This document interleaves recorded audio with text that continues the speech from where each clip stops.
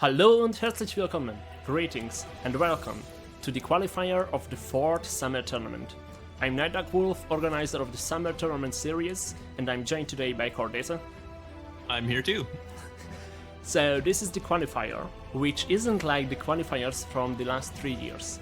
So today, we will be playing until we have a top 4. And when we have the top 4 players, we will stop playing the single elimination bracket that we will have today.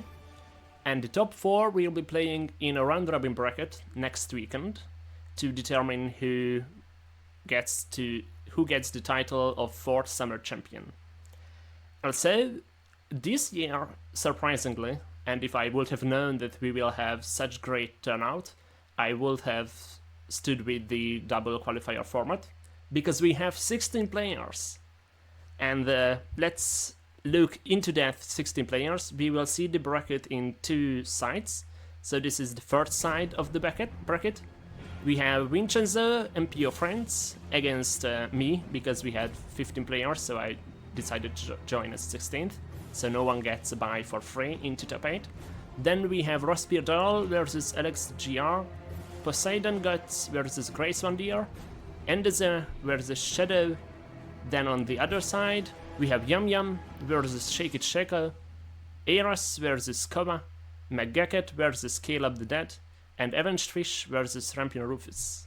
Let's go back to the first side. And Core, based on the matchups you see here, who should go to the second stage, do you think? Just based on what I know of these players, obviously I'm going to say NightDarkWolf should go through in the first bracket because he's best Doomguy pilot I've ever seen.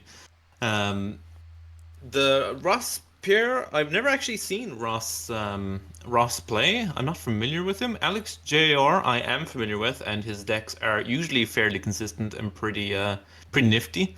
So I'd expect Alex to go through. In the bottom bracket, I'd expect, again, just going off what I know of the players, I'm a lot more familiar with Grace Van Deer. I've seen him play in the last few, I think the last 2 summer tournaments he's played in. I know his deck lists aren't always the most conventional, but from what I understand, again, I'm not super familiar with Poseidon, and I'm not sure what kind of decks he tends to play. So I'd lean towards Grace Van Deer. Endozoa versus Shadow, I'm very, very familiar with Endozoa as a player and as a competitor. I've actually played against him in tournament myself a number of times. So I'd be expecting Endozoa to move to. No shade on Shadow. I know Shadow is a very accomplished player as well. One of the more well-known players when it comes to like the innovations in Burn Battle Mage specifically. But no, I'd expect Endozoa to go through in that one. Okay, just quickly, Rospirdal, in the tournament chat, everyone thought that Rospirdal is the favorite. So he is an outstanding player, I would say. Also, when seeding the bracket, everyone was just waiting on who gets to play Endezer, because they were just waiting who will go out first round for sure. That was the Endezer matchup. And then on the other side, we had this. So Young versus Shake It Shako. Not super familiar with Shake It Shako either, unless unless Shake It Baby has changed their name. No. This is this player's someone else tournament. Okay. People keep changing their names, so it's very difficult to keep track a lot of the time. But no, I would, again, no idea Shake It Shako's credentials or whether or not what kind of deck list they play. Yum Yum I know plays more jank and slower decks. So depending on what Shake It Shako's lineup is, I would, if Shake It Shako's more of a mid-range or aggressive player, I'd expect Shake It Shako to take it versus Yum Yum, just knowing the types of decks that Yum Yum tends to pilot. Ross versus Kova, I'm not familiar with Kova. Again, I'm very familiar with Ross. I'd expect Ross to go through. One of the more high-profile, long-standing players that are kind of left in the game. McGacket versus Caleb. Again, McGacket, one of the long-time players, very, very well-known in the community. Fully expecting he would go through over Caleb. No shade to Caleb. I'm not familiar with their game. But McGacket has a summer tournament under their belt as a winner, so I'd be surprised to see McGacket go out before top 8. and Avenged Fish versus Rump and Rufus. Not familiar with either of these players, and I can't even say which one I want to go through based on the names because they're both great names. Rufus is he has been uploading to YouTube. He tried in 3 consecutive months to get top 1 in ladder. He is really good. Okay, okay. Yeah, in that well, I mean, I'm gonna go with Avenged Fish just because the name is better. Also, Koma, I have not seen him before, but when I seen that he joined, I checked him on ladder, and he is in the top 30 right now. So Which thing is we've got some very good players in this yeah, tournament this year. it was pretty hype. So this is how the first side looks after the top 60 matches. We have the first match will be NightDarkWolf versus Rospidol, second match Grace Van Deer versus Endeza, and here I want to point out that I have spectated some of Poseidon versus Grace Van Deer matchup, and last year Grace Van Deer's decks were weird. Not outstandingly weird, but still we knew that he's not as good a deck builder yet. And Well, I this think year, a lot of last year was I believe his first year playing, so yeah, he was restricted on card acquisition more than anything else. and So yeah, to see him having 3-1 to Poseidon is a very encouraging sign. yeah, I was really excited to see him go to the second round. And then Endezo and Shadow, we knew that what will happen likely, and it's Endezo moving forwards. So on the other side of the bracket, we have Yum Yum versus Koba, and actually Koba going through was a big upset, because Eros led the series 2-0, and Eros brought Nixox Telvani. And in 3 consecutive matches, he did not manage to win, and that's how Koba got in. And then Got we the have reverse sweep. Megakit versus Avenged Fish.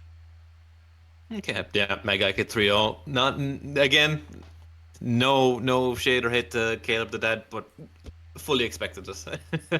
Mega Kid is a very accomplished player. Yeah. So this is what we will see today. In the order that for the seed 1 we will see the matches first, and then for seed 4 the last. And we'll be going into the first matchup, me versus Rospidor, in just under a minute. Set in the world of Warje, yes with that weird comes a strategy card game based on the cards and mechanics of the Elder Scrolls Legends. Completely free after you buy Tabletop Simulator for 20 euros, with great opponents since you have to invite them yourself, where the stakes couldn't be higher. Without sound effects, so you can create your own. Elements. I summon tea. Sorry, mistress, we don't have tea, but we can give you 2 saplings as compensation. And without soundtrack, so you can listen to anything you'd like while playing. But with balance patches, expansions, and without invade. Come play it on the 1st of July.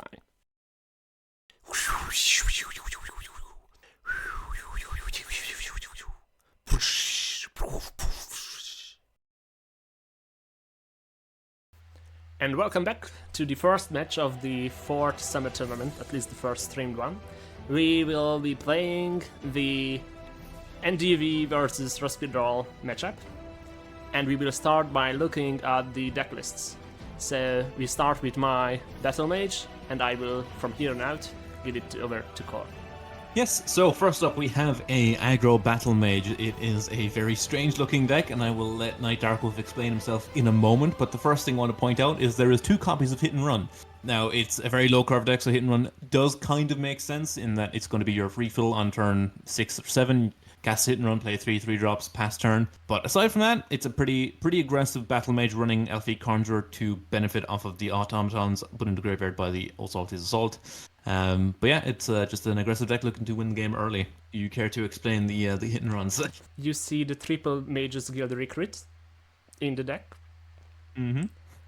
Hit and Run isn't good at 4 cost, but is it good at 0 cost? Yes. If half of your deck is a 1 cost. That's why I am running Mages Guild recruit. But the original idea was just I made a version of Endezeo's 1-cost archer he was running 3 years ago in Aquaman's tournament. And then I just wanted to build a lineup on that.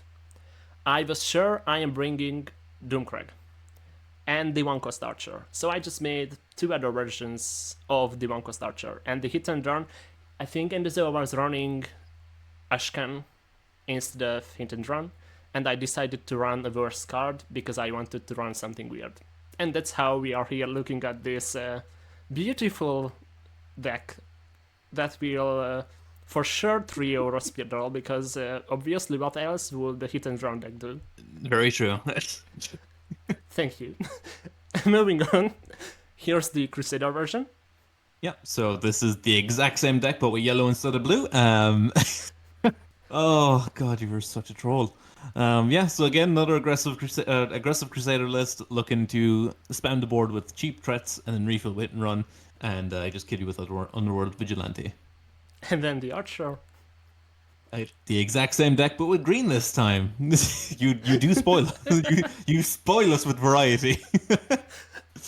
Yep, again, aggro, looking to refill with 2 copies of hit and run. These hit and runs are going to be the end of me. Well, yeah, aggro looking to finish off on a Cliff Racer. And then, so you don't get a health attack, this is not one cost, oh wait, 1 and 2 cost Warrior, because this is Doomcrag. We have the NightDarkWolf special, Doomcrag Warrior. Anyone who's familiar with NightDarkWolf would be expecting this deck. He is a long time well-known player of Doomcrag, even through all of its various nerfs. Arguably, its nerfs into unplayability, but here we are.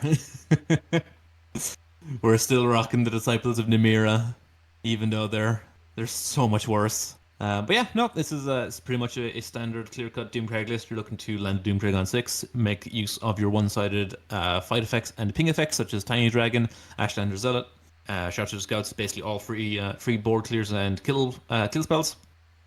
You're looking to shuffle in a bunch of Firebrands as well, off of your raiding parties and Markarth Bannermans, and you're hoping to basically extend the game and draw your deck deep enough that when you journey, you can then just draw a bunch of 6/6 Nord Firebrands and just kill your opponent from there once you've controlled the game and basically ran them out of resources. That's typically the Doomcrag game plan. Okay. So yeah, well, excited to see this one. Excited to see some Doomcrag. It's been a while. I was excited too. But then, first matchup against Vincenzo, which I won 3-1, he banned it. And then we move over to Respiral. Archer. Just an aside, I'm expecting a lot of Doomcrag bans, just because it's what you're known for. But yeah, onto Respiral, where we have a very, very aggressive looking move archer. People should be fairly familiar with move archer and how it functions. You're basically just trying to stick an early threat and keep it evasive by swapping lanes with things like bewildering speed, Shadow Shift, and basically getting value off of cards like Dune Ripper to keep pinging down threats while consistently going face. It's a very, very strong deck. It's one of the strongest decks, I think, one of the stronger aggro decks on ladder. But I'm excited to see how it plays out here in a tournament format. We haven't seen too many move decks, I think, over the last couple of years. We've had, I think, 1 or 2, but they've been primarily an assassin. But I'm happy to see the tried and true Archer version make an appearance here. And you know what I noticed about this? Usually the assassin aggro move decks that we have seen were curving much lower, like topping at 5. They top at 5 with like Giant Snake to basically counter temper your opponent.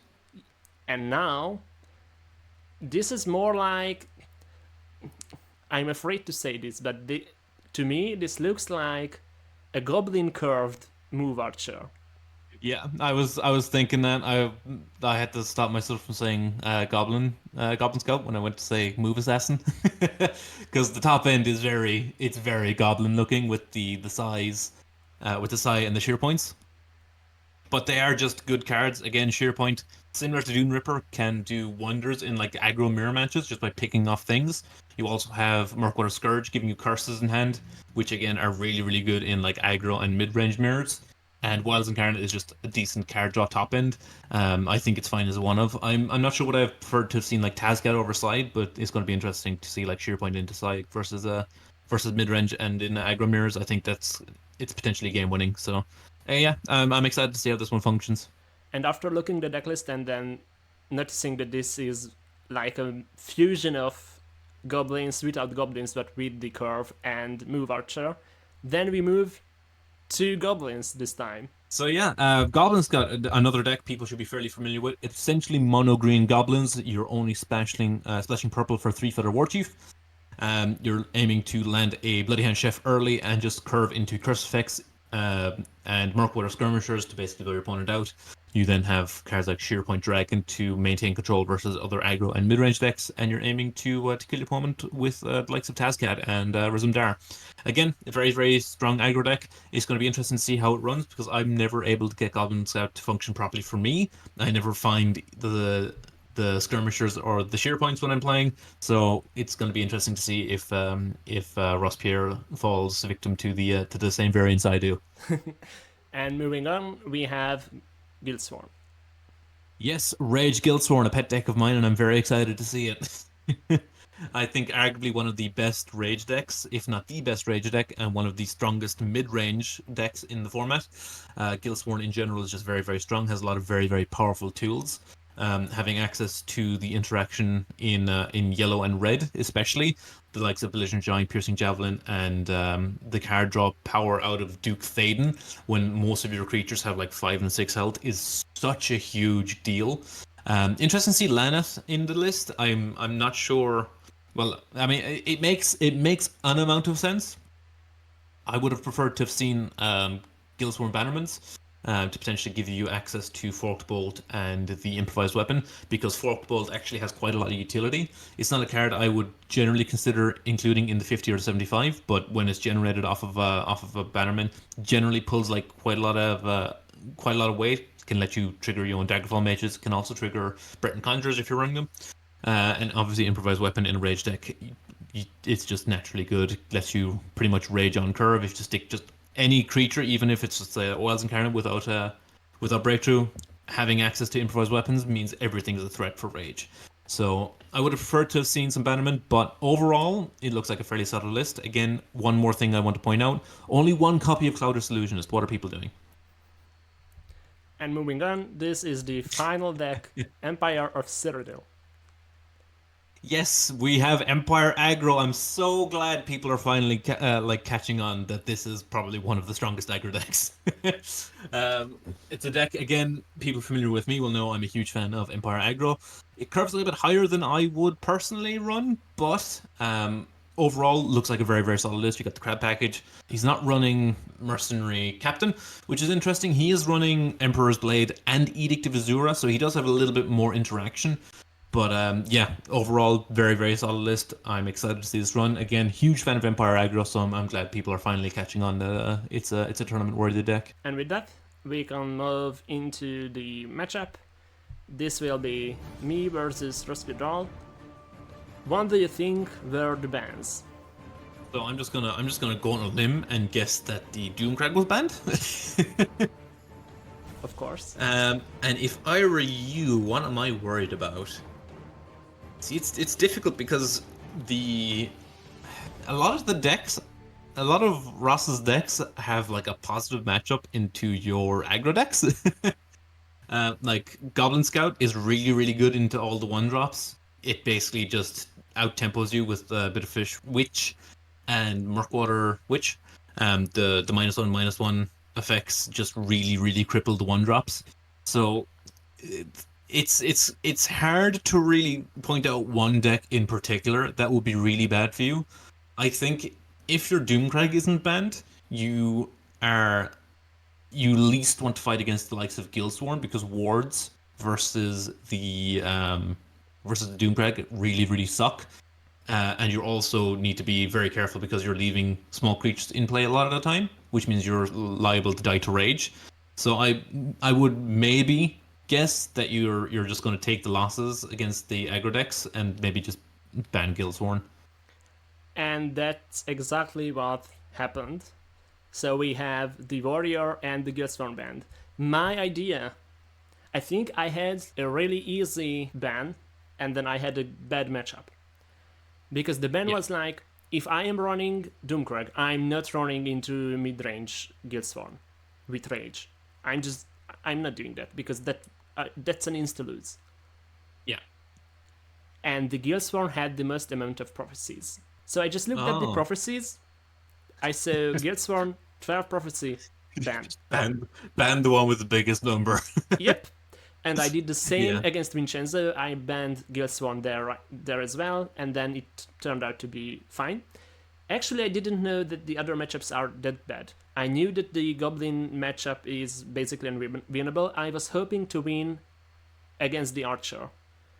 Because Archer, I think, is your most positive matchup because he doesn't have much interaction in the early game, so you're racing essentially, and you might be able to race him faster. The Empire list is, I don't think you can beat the Empire list. Well, we will see in just a minute. Here is first game of this matchup. I am on the 1-cost Archer, and he is playing Aggro Empire. Okay, I'm excited to be proved wrong immediately.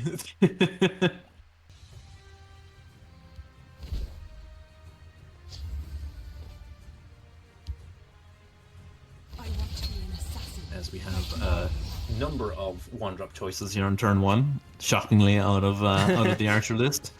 Opts to go with the Morag-Tongue Aspirant. Good choice, a solid choice, a very, very powerful 1-drop. Probably one of the best 1-drops in the game. It's very sticky, very difficult to remove in creature-based matchups. See Ross drop a deep wood trap. Yeah, there we go. Into Relentless Raider, into Covenant Marauder. See Shadow Shift, which was to be expected after seeing the ones we've been played into Shadowlane. Just guarantees that you can't get the other body off of the Aspirant. Takes the trade. As we get Ring into Reflective Automaton. To see another 1-drop off the top. Marauder into Raider Face to get the ping, into Brother the Suspect. So Ross more like takes straight here with Clan Captain. Plays and another this is where Trapper. I lose the matchup. Like, this is the second 1-3 guard against my little 2-1s. This is what I was saying about the matchup. I'm pretty sure is just unwinnable for you. His stats on his early game creatures just completely dumps you, so if he wins lane, he just wins the game. Yeah, my plan was that by the time he wins lane, I will just try to be faster than him. And you see the third Deepwood Trapper, like, there is nothing I can do here anymore. I have no hand. I have 2 creatures on board right now. This will be 1. And then he just needs a guard. Yeah. And he's got 6 cards in hand right now. So from this point on, he just needs to take trades, develop his board, and then just kill you in 1 or 2 turns before you can really respond. See Cliff has to come down, takes the trade with the 2/2, or with the 1/1 rather. Meaning that my board is cleared now. I have nothing in hand. Yeah, from this point you just die. Or because, you draw hit and run. In maybe 2 turns. See Ankle Sniper come down. If you're Ross, you hold your attacks. Yep. Keep you starved for resources. You see Afflict a Lit come down, pops your own rune, you get Cloak Dagger. Pass turn. So Ross can get in for 4 here and just develop 2 more creatures pass, and then kill you in the following turn. Potentially looking at damage right now for a 2-turn lethal. And this is where not putting many prophecies into the deck really hurt me. As we see Empire Oathman come down.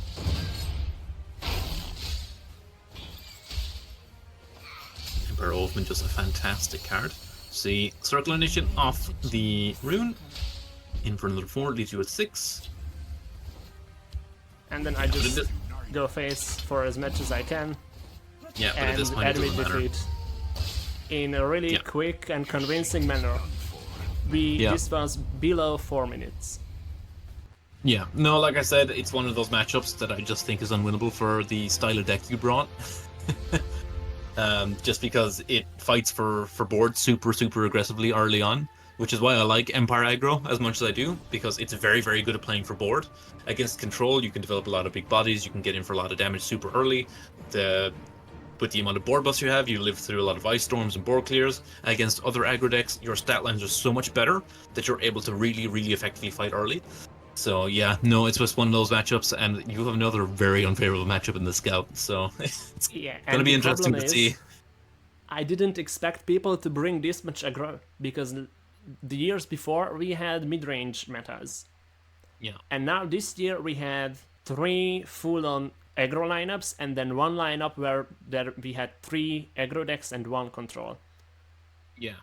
I've seen a couple of like mid-troll and mid-grow decks in the mix as well. So people definitely people on the faster game plans this year. Yeah, we had no real control decks at all. I believe I saw one Telvanni conscription deck From in the top 8. Yeah. So I think that's about the size of it. As we see the opening hand here looking pretty good. Double trader plus cultist. No ring, unfortunately. Ring, trader, cultist. Wait a one start, sure. That was third. So we see a ring dreamer for Ross. Moral trader for yourself. So this is the matchup that I should win. Or I mean, I wouldn't. Which if I don't win, then I lose. Yeah, I wouldn't say you should win. I think this is your best shot at taking a game. I don't know if you can effectively erase this deck. Yeah, I was saying should as my point of view. Yeah.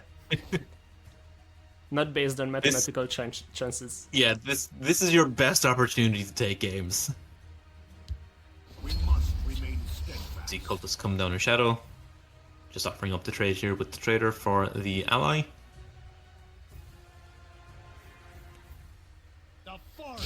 And also, I thought that he has many more actions than he actually did. Because move would usually, but he isn't running as high on actions as other move decks do.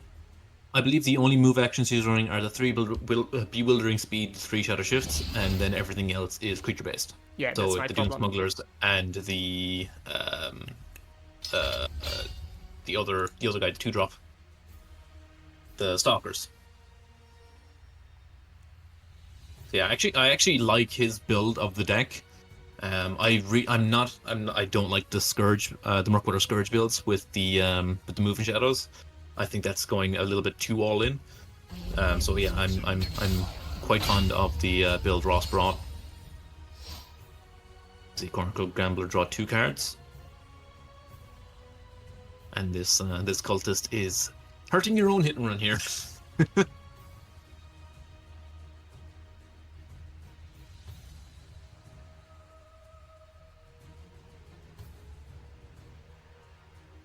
Yeah, but you don't play hit and run until turn 8. And in this matchup I won't be playing it at all. Like, hit and run is for the mid-range matchup. Because usually on turn 5 you are out of cards. Yeah. And also, hit and run is a really good gambler target. You bet on the wrong side.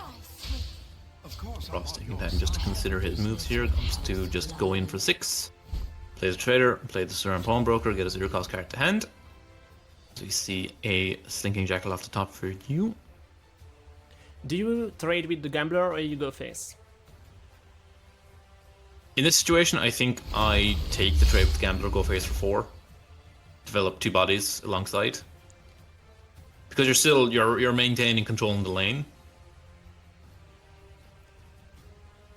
Last thing you want is excess bodies on the board for the move Archer to be able to start using bewildering speeds and smugglers on, because that's how basically the game spirals out of control. And I was really thinking about it, what to do, and then I decided that in this matchup, if I don't win in 2 turns, then I have lost. Yeah, you went face. And then I am done. Like, maybe I can get 1 win against the Scout, but not 3. Yeah, like in this situation, you just take the trade here, 5-6 into 4-3. You're left with a 5-2. He takes the trade with the pawnbroker on his turn, but then you're free to take the trade into the 4-4 in the following turn. So I made a bet. I bet that he will take the trade on the Without Hand Cultist. No, he's just gonna go face, and he's gonna start moving because he can generate so much more damage. We're gonna see what Doom Smuggler into building speed, maybe. Well, he's looking at trades. Because in this situation, I would be considering something like, if I was in your shoes, because he's got so many cards in hand, I'm immediately thinking Doom Smuggler, Bewildering Speed as a potential thing that could happen to me. And at that point, I just die. Yes, but if I don't deal 5 damage to face, do I win? Potentially with the two Shattered Creatures and double Cliff Racer. So I bet that he will trade, and he did trade. I think he also was... Like, I decided to go face. I clearly had a good reason to go face. And I was clearly not just betting that he will take the trade. Okay, takes trade so he can develop the Scourge. And I think this +1/+1 breakthrough is what sells the deal right now. Yeah. Just keeping the 5-1 around. Because I was betting on that I will have a 2-1 guard. And the second half of my bet didn't go well. Oh god, this is perfect Skaven Pyromancer board. Also, if I can find an item, then the 300 Horsemen could do wonders here. The problem is, to find an item you have to hit and run, and if you hit and run, you can't play anything other than the Horseman or the Jackal, and then you discard everything.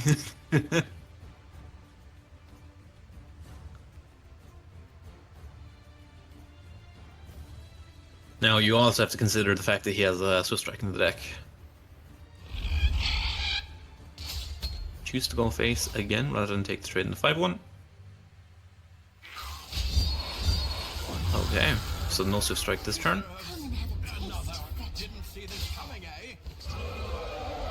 Cheer Point Curse. Tears off the Cliff Racer. Just saying, if he has no way to deal with that Cliff Racer, then I would have won, and because he was able to play... Well, you have a potential out here. You have potential outs here. Afflicted Elite into Scimitar off your own rune into 6 damage off the Cliff Racer. Oh no, that's not. No, it's not lethal. Never mind. Never mind, I'm lying. Yeah. Only way was, the reason I played the Cliff Racer last turn was that I was setting him to 10, and then I have a Cliff Racer, and I hope to do something out of the remaining 2 Magicka that will maybe an Elite or a Scimitar. Yeah. Or a Cloak and Dagger.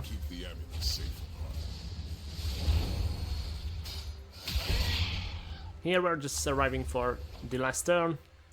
And then of course, what do you do here? First draw, then play everything and concede. I was tempted to do the hit and run instead of this. Yeah. So this is 2-0 to Rospidal, and we have the Goblin matchup left. Arguably the worst matchup, so guaranteed you're going to reverse sweep him here. I would be surprised to see you take a game against the Scout. Also, if I would win this, then I would be in the final stage, and that will be very unfair, since I'm the organizer. I see a very good curve here, so turn 1 Mournhold Trader. Turn 2 Horseman, turn 3 Raider, plus turn 3 2 draw. item, if I can draw 1, and then we can win. You hold the Raider until you can break the rune in this matchup, because it just dies to the -1, -1s.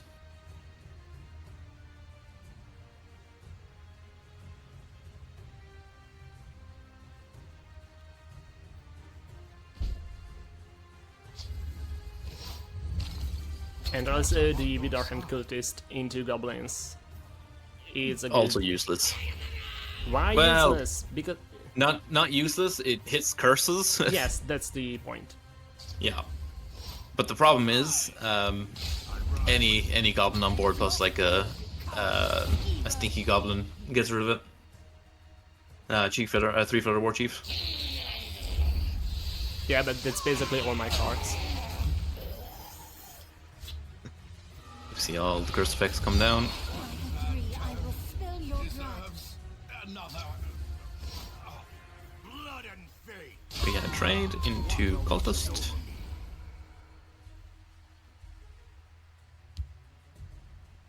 Care to make a friendly wager? See Gambler pitching a second Gambler. You won't be needing that because I will break turns anyway. So we're going to see your Gambler pitching Hit and Run into Ring Jackal. That's the reasonable play, yeah.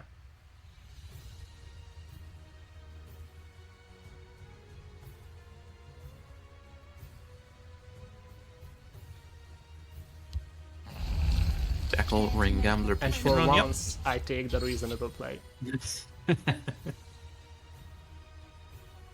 As Ross's Gambler triggers, ripping 2 off the top here. You bet on the wrong side. Makes the trade.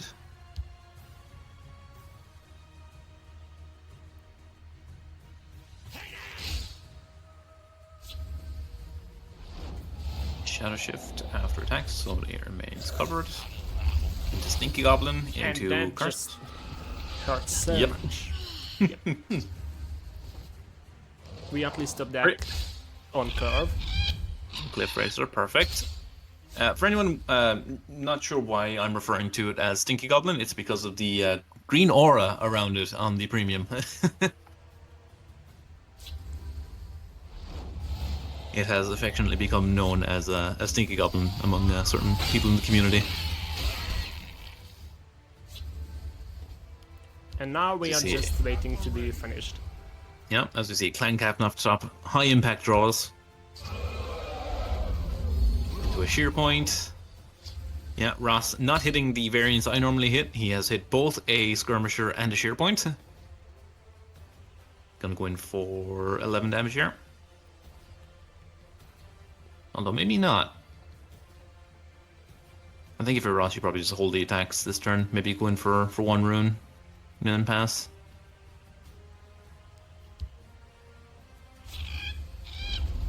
But he decides Racer. to play the racer, so this will be a race. Yeah. And he's clearly winning with 4 creatures on board while I have 0. 1 now. I am ready to join the circle.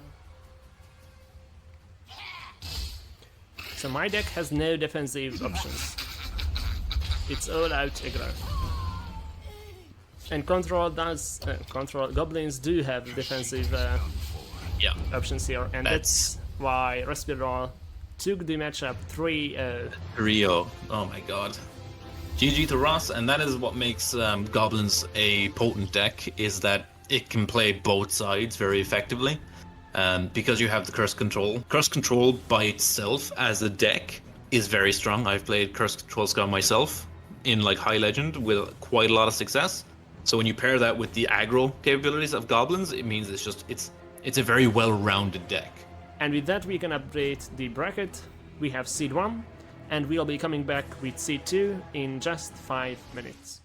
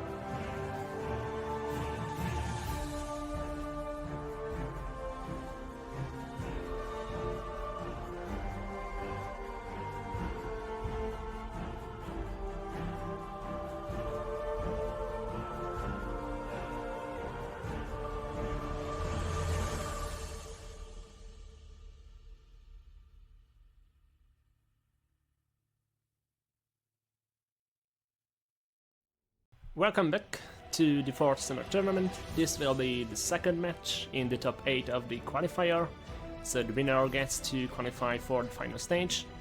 It will be Grace Van Deer versus Endezara, and we will be looking at Grace Van Deer's decks first. Take it away, Cole.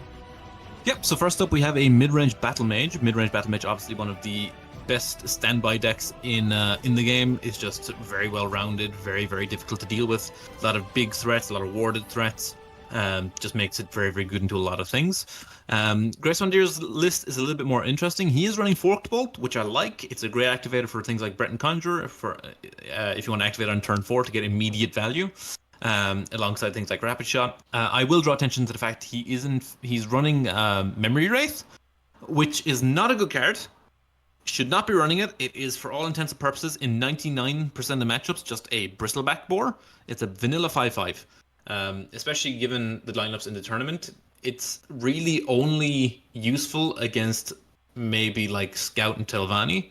And even then, they're not really like those versions of those decks, like the Reanimate and the like the Aelid Guardian Solitaire stuff. They're not really common strategies in general. I don't think it's worth watering down your deck, including a vanilla 5/5, to just potentially win against those decks. So yeah, Memory Wraith is like the one thing I don't like in here. He's running 1 copy of Ice Storm and 2 copies of Fingers of the Mountain. I don't think the Ice Storm is necessary, especially when it kills some of your own creatures. But overall, I think the deck's fairly good, and it's a vast improvement over the what he was bringing to his first tournament. So I'm glad to see that he's developed this much as a player and deck builder. So yeah, I'm excited to see him play. I'm looking forward to looking at these decks run. Yeah, the Memory Wraith and the Piercing Twilight is definitely a tech choice against Conscription Telvanni, and we just didn't have many of those in the tournament this year. Moving on, we have the Assassin.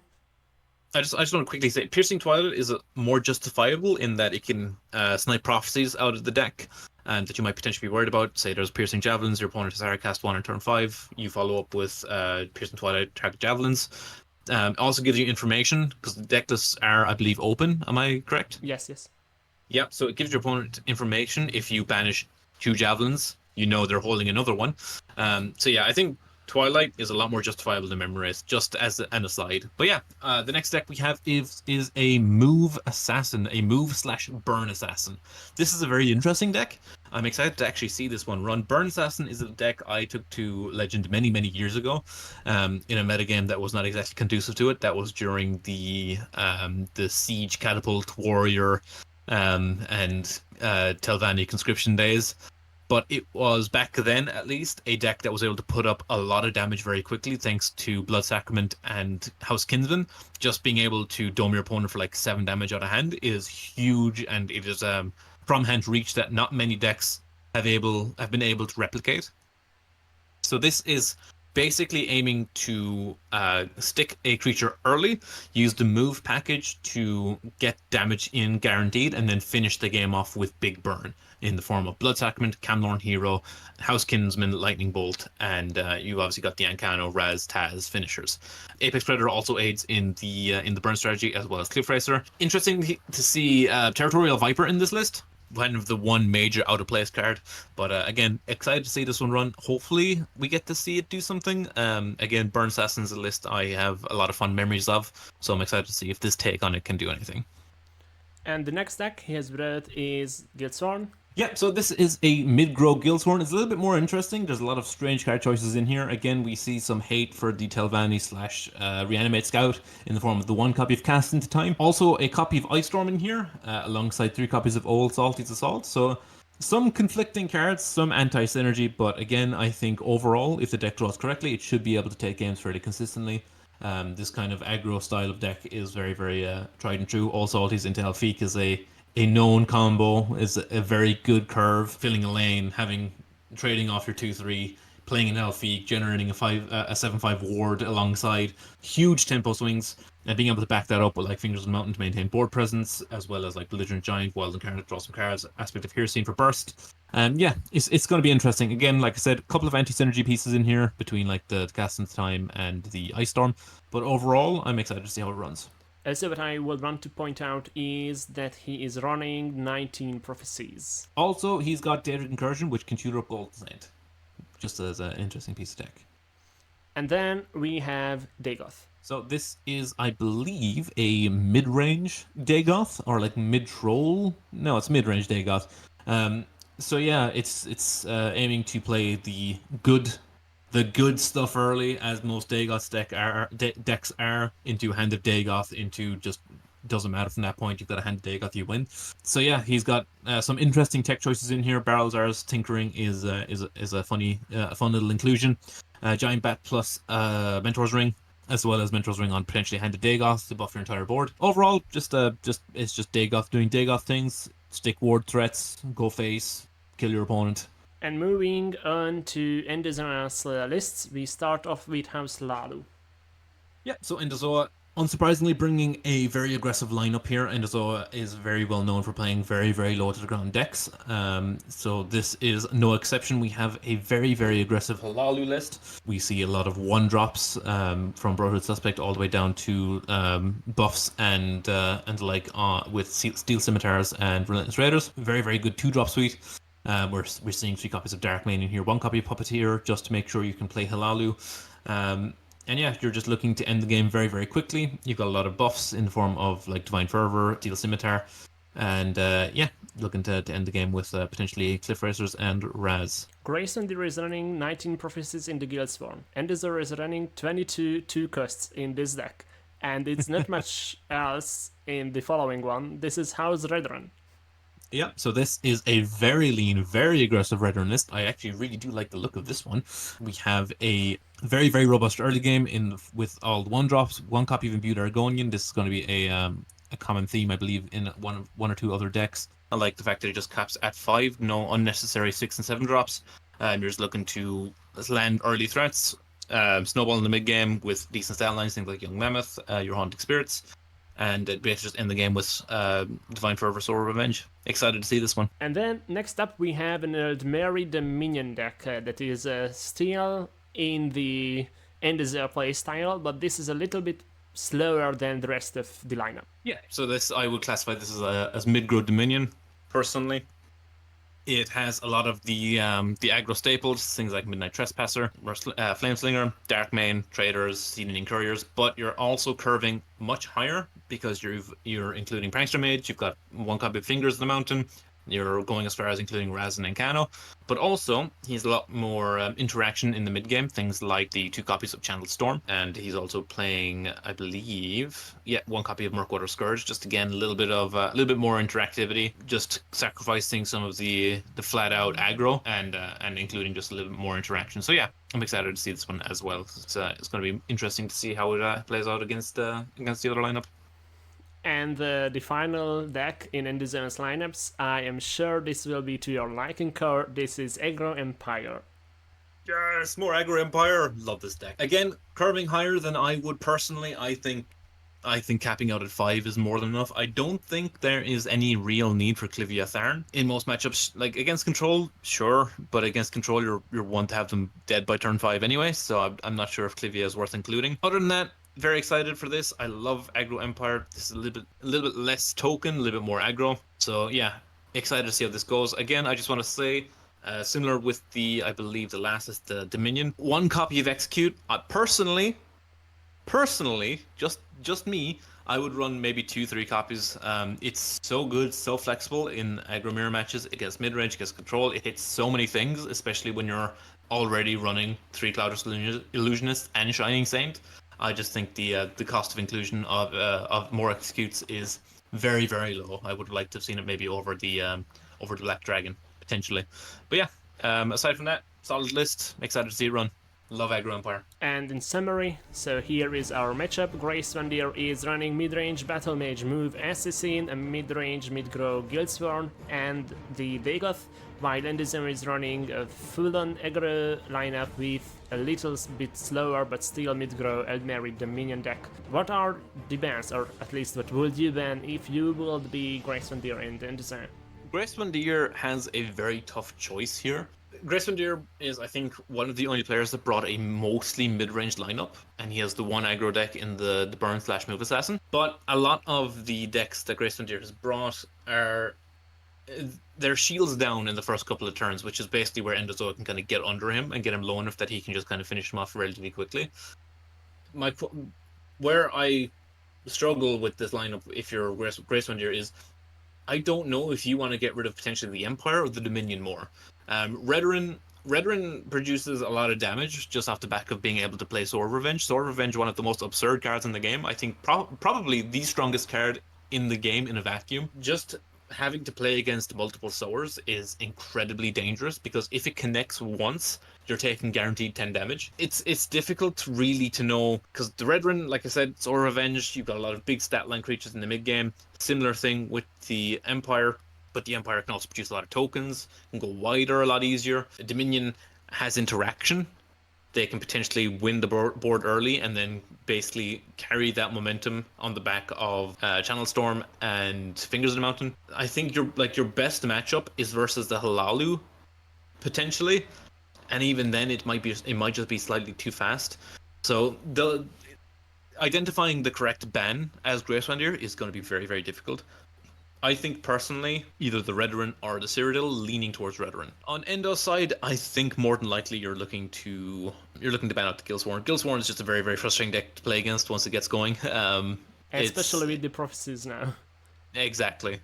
The prophecy count versus Endo's decks is also very, very annoying. But yeah, you're playing against a lot of early game wards, decent stat lines, and then you're basically going to lose out in the late game. And we see a House Redoran ban from Grayswandir and the House Dagoth ban from Endo. So he feared the health gain more from the Hand of Dagoths than Guildsworn's prophecy count. Very interesting because there's only 2 hands in that Dagoth list. So the ban, I find that very interesting, but I'm going to trust Endozoa on this one. Yeah, but also Grayswandir is running Giant Bats in this mid-range Dagoth list, and of course we don't have to forget, although we would want to, the double Ice Storm, double Fingers in the Dagoth that Grayswandir brought. So I think that's a good enough reason for Ender to ban the Dagoth. And then we move into match 1. This is the Guildsworn versus Lalu. I've just copped just this instant. There is no Wardcrafters in this Guildsworn.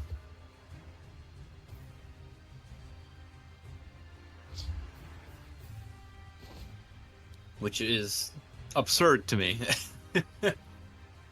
You chose to run the Craps instead. Yeah, but I mean, I think cutting Daedric Concursion and 1 copy of Fear Totem and just playing 3 Wardcrafter, I think is a far safer choice because Wardcrafter is just a universally good card.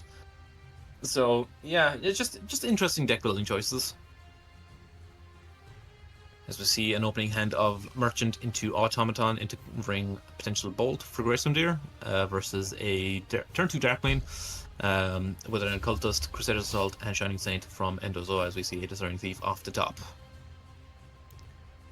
Also in this matchup, not just the match we see right now, but the whole Grayswandir and Endozoa match, I think one part of the gameplay will be, do you fear Endo enough? Because you heard everyone on Discord say that nobody wants to go against Endo, and now you have to face it. This one will lead you. Well, at the end of the day, a player's a player. You're going to be a lot of the time at the mercy of your own draws as well as theirs. So, I mean, everyone's beatable at the end of the day. It's about not letting the boogeyman in your head get to you. To see Automaton come down for Grayswandir. Second Cultist off the top for Endozoa. Likely just going to see Shining Saint come down. Opts to trade and develop the Cultist. We're going to see the Automaton take the trade. You don't want Darkmane to heal.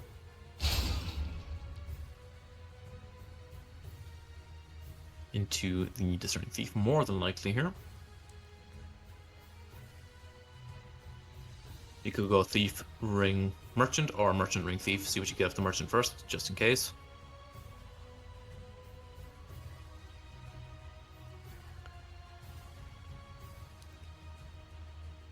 Do you ring out the merchant there?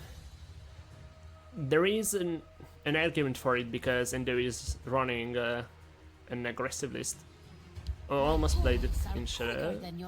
So let's see. Yeah, we see the merchant Rings in merchant Shadow. after. I would have preferred him to play the merchant first, because then if you find a better 3-drop, you're more inclined to play it. Or even if you find a 2-drop, as we see him give a Valkanaz Mage to Endozoa.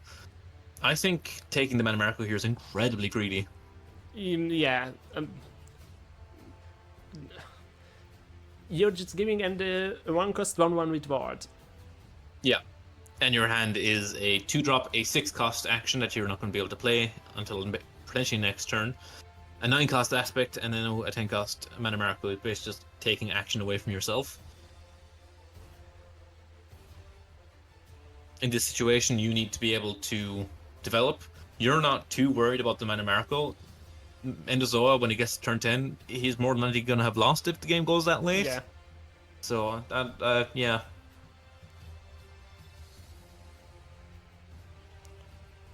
So the Invade, you could play this in field, then Invade in Shadow, and then you can play the Pit Lion if you find it. It's also good with Crusader's Assaults you have, with Fervor if you draw it. And now we see a hand where there is just the footpad, and that's it, that you can play. I mean, you can potentially cycle with this thief here, but you're not addressing the board, which is the big problem.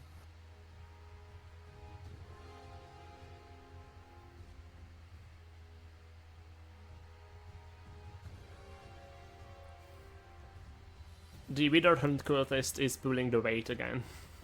Yeah. Just shutting off that lightning bolt in hand is such a big deal.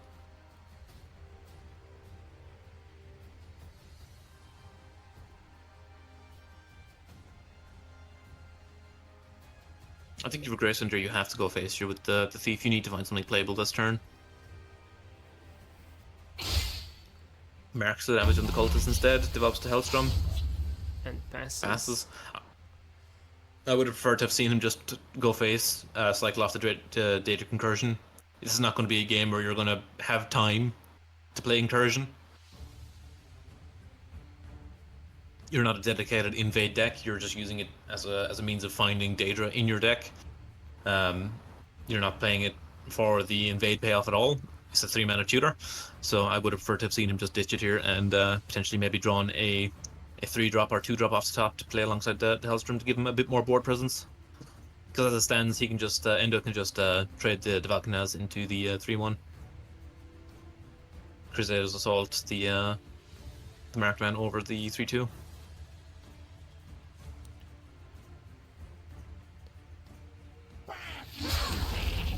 No matter how I look at this looks rough. Yeah. I'll take them with me.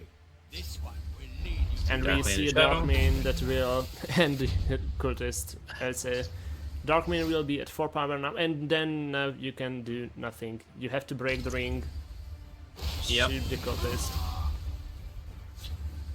and then let her lose. So if you're Endo, you play probably defenses in field, play the Saran Broker in Shadow, get the Darkmane to move, get your 0-cost card to hand. Get in for damage. I mean, you can also, in that line, play the Shining Saint over the defenses in field lane to get another Darkmane move, get in for 6.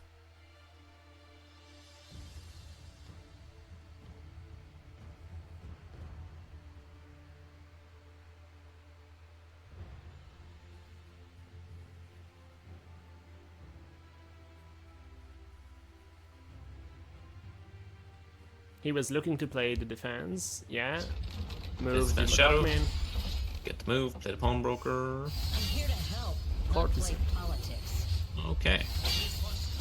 Interesting to not go for the Pawnbroker, but Kneel before the saints. he's not going to have any better time to play the Court Wizard out. I'll take them with me. We will most likely see ring moves. Just And as you have to do it in as a- field. just as a wall.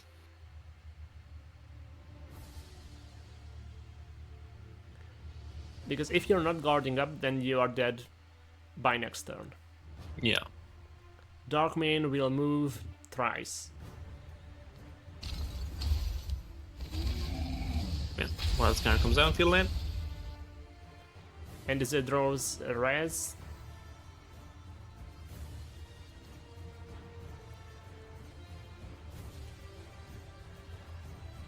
Override the gate, move Darkmane, and then move it again. That will be 6 damage, but then you are not clearing. I guess you could still play the Crusader's Assault. I'll take them with me. Danny Sane comes down. The Oriole do not waste time, Jackie. Crusader's Assault. Have business with House Lana. Oh, and gets Oh, a curse too. Oh. So That now means you get to keep. you get to you break get- through, yeah. Yeah, you get the breakthrough. You get the 2 draws. And you get to keep your 3/5. Oh, Oh, keeps the curse for now. okay. I didn't sign up to kill. Draws 2. Finds Garnag. Finds Cloud Arrest. And then you Garnag hit for is- 2, and for 2 again, and pass. Yeah, Race on Garnag the coming air. down next turn is very big. So you see, Graysunder is running 1 copy of Ice Storm. If he would have been able to find it now, then there would have been a chance he wins. But there Yeah, is no Ice Storm in hand. You could get it off of Mudcrab though. We I mean, see- you roll. Oh, Wait.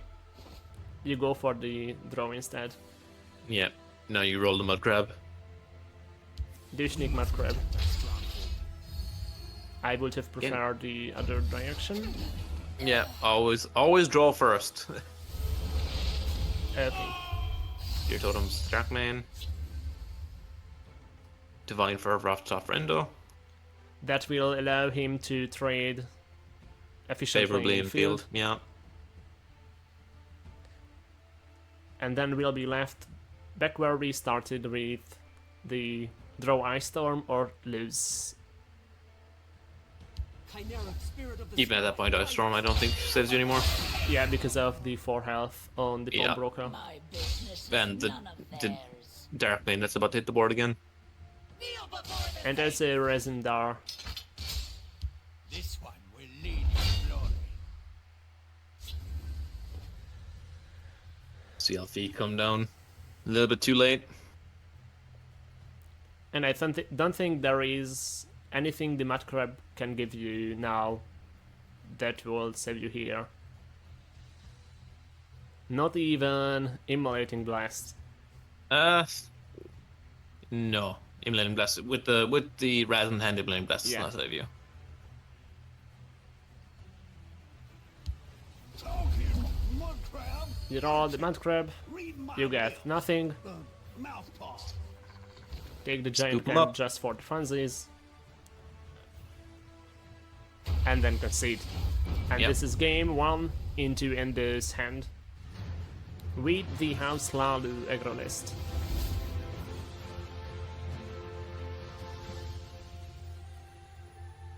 It's funny because this was the Guildsworn with prophecies, and then we Yeah. didn't see prophecies. And now we go mid-range Battle Mage versus Aggro Empire.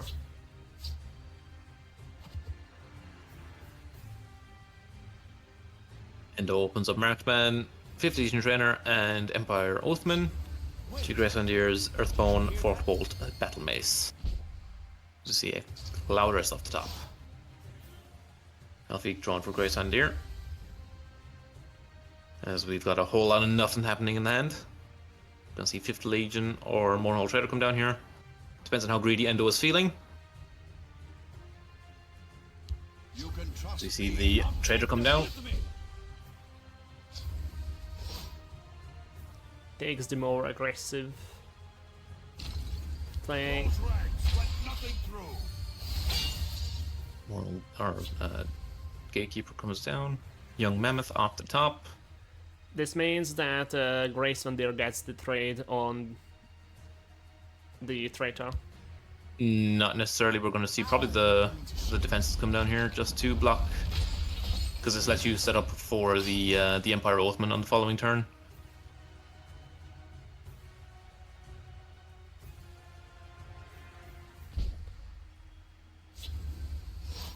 We see Bolt off the top. I think with Spinner, we will still see the trade on.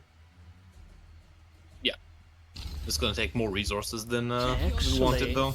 You could trade with Trainer and play Forked Bolt on. I will spill your blood. Defenses Meritman, Yes. or Yeah. yeah.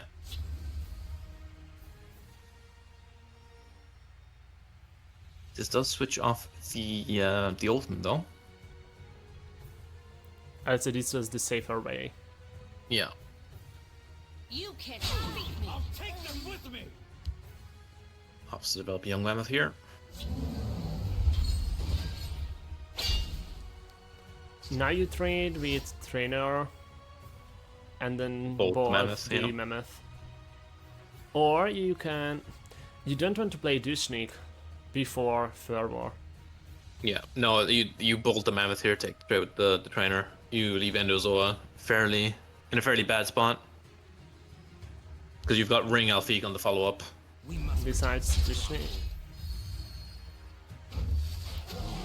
On the You should- Mammoth. Don't know about this one. I don't see Corner Club Gambler. Oh no, instead going for Cloud Rest so takes just the yeah. trade. Yeah. And this puts Grace Van Der in such a bad spot. You're playing Alfik now. Yeah. That will trade with Cloud Rest or the Mammoth. And then Yeah. your 5-3 will trade with the other one. Yeah, no, bolting the Mammoth is so much safer on that previous turn. We see a Shadow Shift in Ender's hand. Do you save the Mammoth? And then deny the trade with the Eternach, so if Grace Van Der Well- has a second Alfik, he cannot activate it next turn? Well, you can play the Pawnbroker into Oathman. That means you get to take the trade, maintaining the 6-1, and then I don't think you care about the Atronach here. I think you just push your damage. Does up to take the trade. Interesting. Now it's Cunning Ally hope to hit, then Wardcrafter. Well, you have Fork Bolt to clean up the Mammoth. You can bolt the Oathman. We do see the Fogbolt. You could also Piercing Twilight, Shadow, and Wardcrafter it.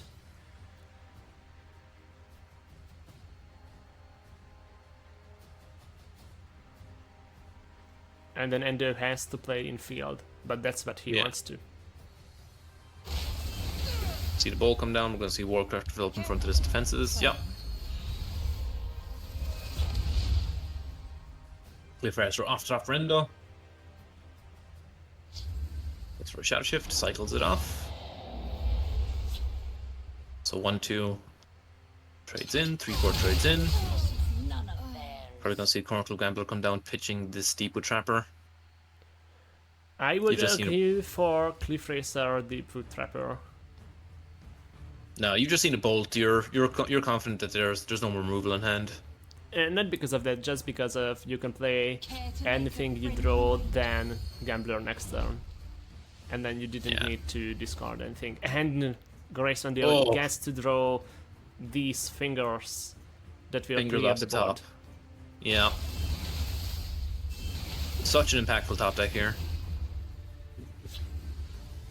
I do agree with Endo's line, because you don't want to give him a card unnecessarily just by charging the Cliff Riser, and there's no point not swinging with it if you're playing it. So I prefer hanging back, gathering more resources, and then making a push on a later turn. I see the best line of action. Belligerent Giant, the Cliff Racer, and then let it charge again.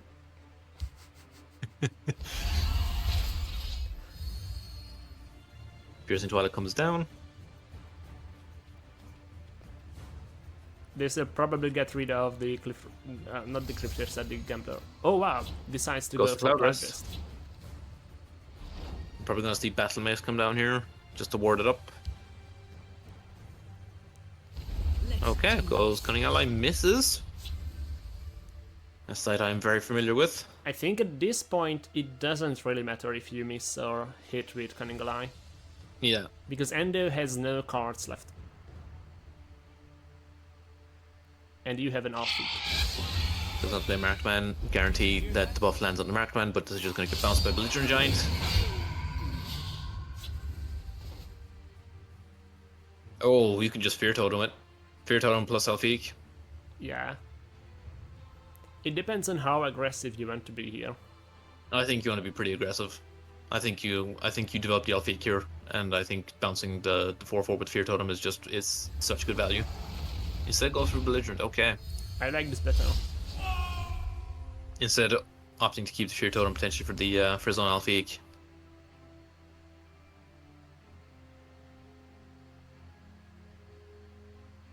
See Dune Smuggler off the top. Markman is going to make his way back down into Shadow Lane. Gets a makeshift fence. And just passes. And this will be Offbeat to sneak. Yeah. Oh wow, Ghost Face. I would have waited with going face until I have both the Belly Giant and Offbeat. I think giving him one card in this situation is fine. Empire doesn't have too many ways of immediately impacting the board aside from flooding it. So I think giving him one card when you know 2 cards in hand are defenses is you're relatively safe to do it. Hear me out. Go face and win next turn. Yeah, well, I mean, you've got Battle Mace in hand, you've got Fear Totem. Yeah, that's fine. I would have even considered pinging the face for one there. And then even Cliff Racer wouldn't have saved Ender from lethal next turn. Obviously, it wouldn't be lethal because of the defenses, but Grace Under has Fear Totem in hand, and also just drew Abner. Oh. Which means that he gets to bounce back both the defenses if he wants to go all face. Well, he can't. Well, he can't really because he has to overwrite one of the things because it only bounces in lane.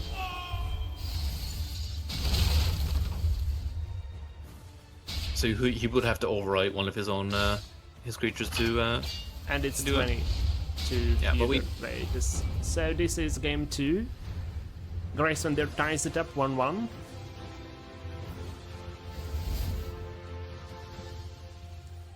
I'm not surprised that mid-range Battle Mage was the list to take the win against this aggressive lineup. It's part of what makes mid BM so good, especially with the likes of Brett and Condor, just being able to put up insurmountable walls super easily, and the amount of ward, like warded threats you're able to produce, is really helps you turn the corner versus aggro.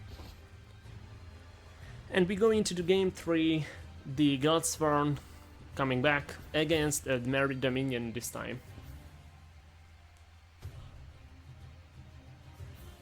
Seymour Hall Trader, Darkmane, and Stindian Courier in the hand of Endo. To Grace Wendir's Initiate, Gilsworm Revitalizer, and Alfique. Very, very good hand for Endo, but no ring this time, so opts to ship it, try and find some more action. So we find a 1-drop, which is exactly what they were looking for. So you develop the Chrono Quartermaster here.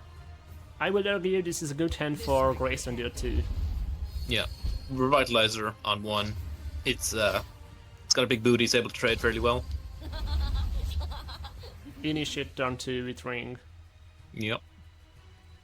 And the drain will matter in this matchup because Endo is running aggro. Although The this is execute his off the slowest top. Like I said, execute. Very, very good in a variety of matchups, even if you're playing a more aggressive deck. I'm ready for you. Let's see, incursion off the top for Grace on Deer. And incursions here. Honestly, I think you just ring the incursion. Speak, citizen. You ring the incursion, you get the gate up, and then your initiative 3/4 on the following turn. Do your work. Well, let's see if we can find something useful. See Osa off the top. So that's next turn. See incursion. Finds an automaton.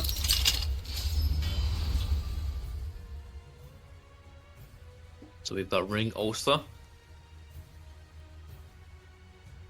It's also very funny that the that the gate interacts with the automaton because it's going to come out of Osa as a 2/4, basically just a wily Kiva. Yep. This one will lead you to glory. See Darkmane into Harpy. We're just going to see a ring Osa. Infield. Yep. Yeah, you have to contest here. Oh, You you take play. Mouthpaw. There is no way you give that to Ender. Yeah. Instead, it just gives them the 3 mana Firebolt.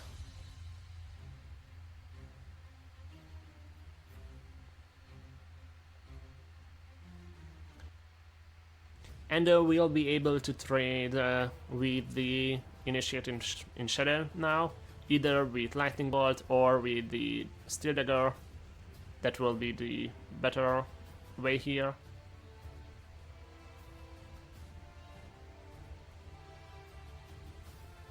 Yep, we see the Steel Dagger. Takes trade.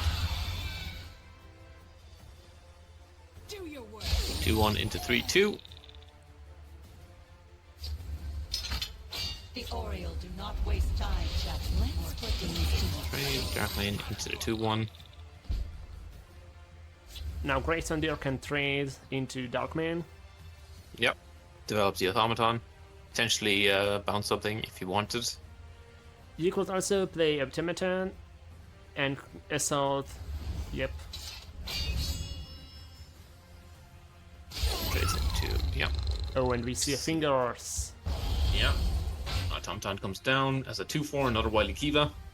And we're going to have a train of Alfiks coming very, very soon, which is going to probably be potentially insurmountable for Endo here. Yeah, Alfik into Encano. Yeah. And there can come a Fingers turn anytime in between.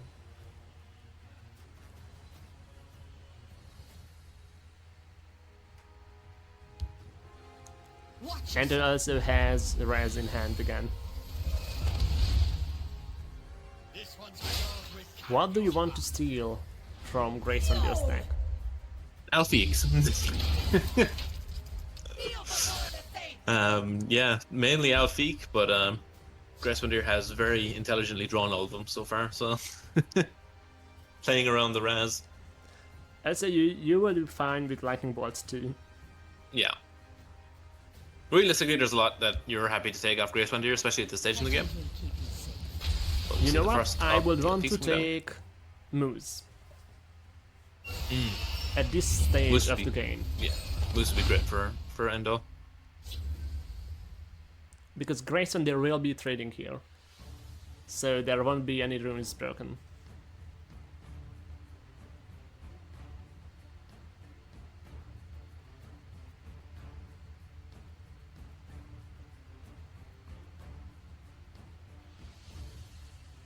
Yeah, this Alfik is just such an awkward shape.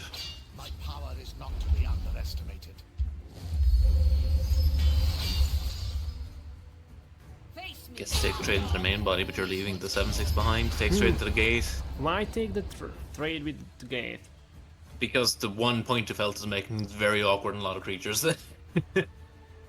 Yeah, but if this is drawn out, then you have lost already. Oh, the third Alfik. Oh, god. Oh, okay. Well, turns out it didn't matter what you do. Sometimes they just have all 3 Alfiks. We must protect. Triple Alfik and Kano. Opts to develop the douche instead of another Alfik here. Did you play? Yeah, I was just Yeah, asking Ghost if you Bleed, play this. yeah. Yeah. Now this is safe from Try something. Lightning Bolt. Won't live to Raz. That's also a finds good draw. It's a redraw for Endo. Oh, there's the moves. Speaking of moves, doesn't matter Yeah, now though, because You can know this Raz. yep, Yeah. both rooms broken. And this is where Endo's deck has run out of ways to stabilize. He is Yeah. playing aggressive. And once you and- start losing, Yeah, Grace Vandir is just putting up too many stats to really be able to deal with it efficiently. So at this point, he's going to start running out of steam. Flames going to come down. He hasn't done anywhere near enough damage to potentially burn him to burn Grace Vandir out either. and there is still 2 Alphix in hand.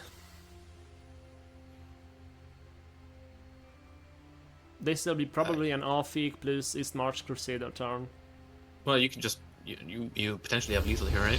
Fear Totem bounce, get in for damage. Yeah, Alright, yeah. and you have to break through on fingers as well for an extra point on the Crusader for an extra 2 points. Sorry. Grace Van Dip taking 2 games against Endezera's aggressive lineup. Could this be an upset? We are really close to it. Very well, maybe. But it's But the you get to see assassin the left. assassin. Yeah, we get to see the burn move assassin. I think for the move assassin, the Armory matchup is worse than Empire. Because of the heal the Dominion has. So let's see what Endo craze up next. And it's the Dominion, yeah.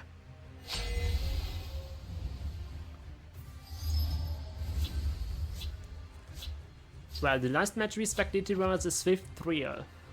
This is still Swift, but it's 2-1 at the moment. As we have Giant Back, Cliff Racer, Apex Predator, and a Crown Quartermaster off the top for Grace Vandir in turn 1. Perfect curve filling. Also Darkman. Man, Such a good card. yeah, and in here as well, against this burn move assassin, Yeah. you have to harp it now. Oh, and you decided to do this. You don't have to harp it, not for another maybe turn or 2. I would not have really wanted to going harp it anywhere. because then you could have played the Steel Dagger in any lanes next turn, and you could have traded with Darkman. See a Shadow Shift plus a Warcrafter. We have a Warcrafter of our own here. Opts instead to go for the Giant Bat and Shadow. Problem is that Endo can just move back Yeah. Darkman trade favorably. Let's say another dagger. My power is not to be Running Battle Reeve. Moves it all by itself. And just look at the drain numbers. Yeah. See Danger Noodle off the top. You Viper the 3-3, Shackle the Darkman.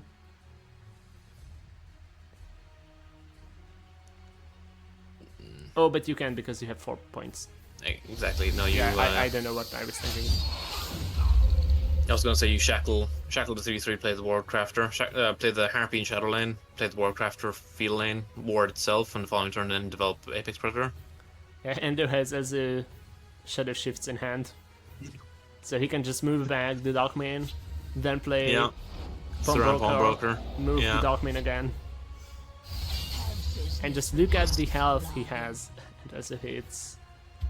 Gets a Firebrand.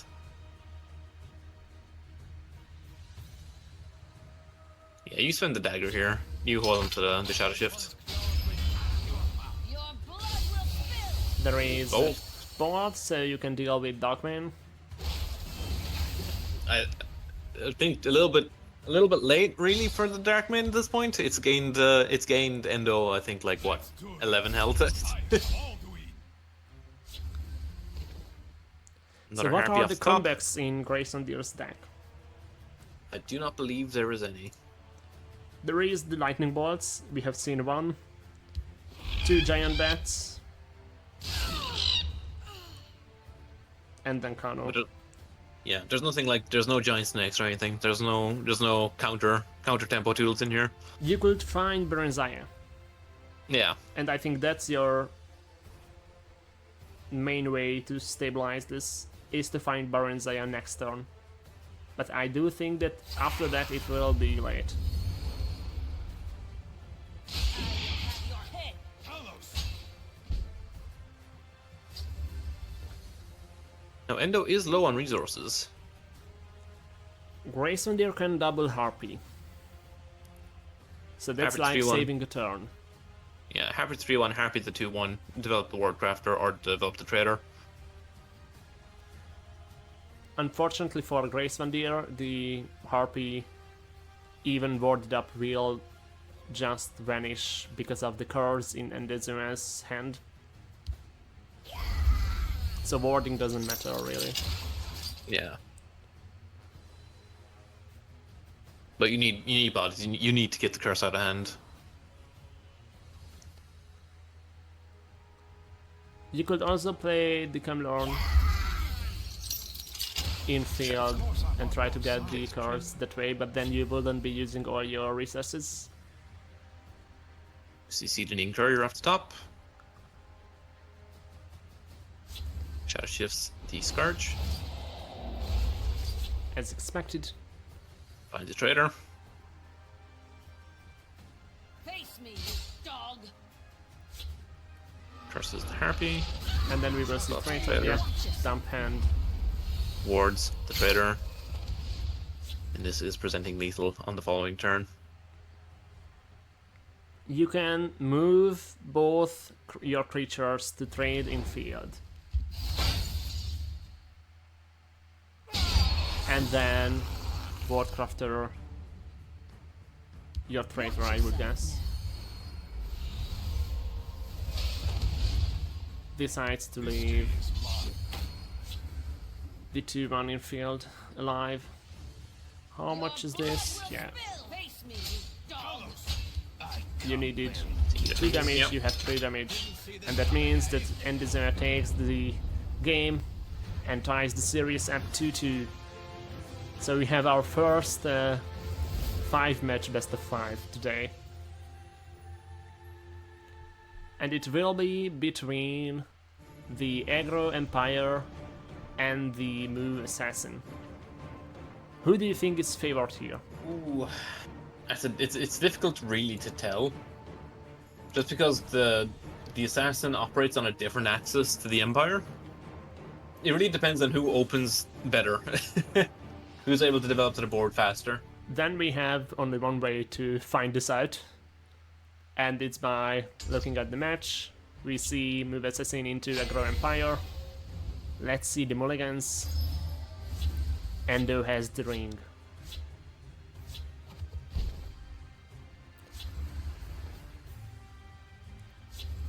I quite like the traitor into Courier, into Reclaimer, but there is also a Darkmane in Endo's hand, and we have seen what Darkmanes can do. Yeah.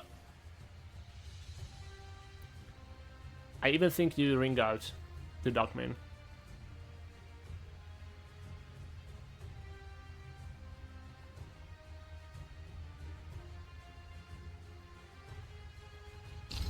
I'll whip them into shape. Goes for Trainer.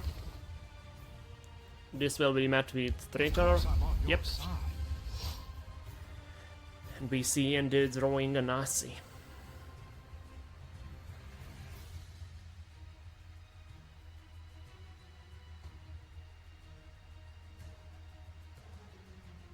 This one will lead you blood. Dropping them down from the 3-3. Offers a potential trade here, but if you are Christendere, you're just going to probably take the trade, Yeah. shackle up the Darkmane. I would take the trade with the Darkmane. Yeah, shackle down, and then This right full now. drink speed. Stop more. Do you need to storm them, or you wait with Bewildering Speed for Apex Predator? So you can heal against this aggressive deck. I mean, it's 3 turns away is the problem.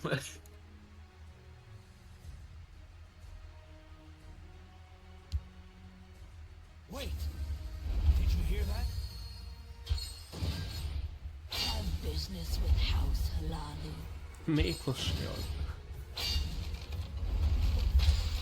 And now, leaving alive, the trainer gets punished. See, There Mad is an Dash. ambush there. Yeah, Mad Dash does help here. Wildering Speed. Mad Dash. Oh wow, okay. I Obstacle would Mad have Dash, liked to see the mad dash on the traitor. Trader to take the trade, yeah. Now you just go Reclaimer and then try to win next turn, but your traitor will die to the Pembroker. Well, let's see if we can find something useful.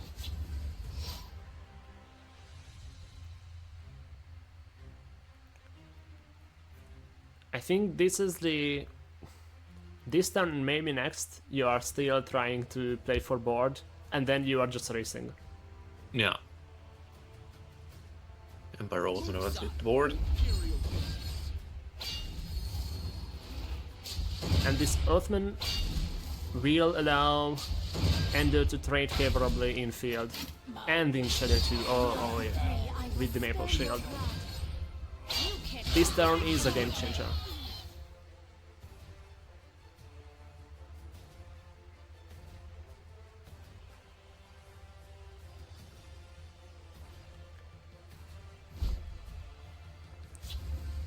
Grace when there comes on 5. Boils the Oathman, meaning that he is just passing afterwards. Die, sweet. My business is none of theirs. We see Ring Livia. Claudia.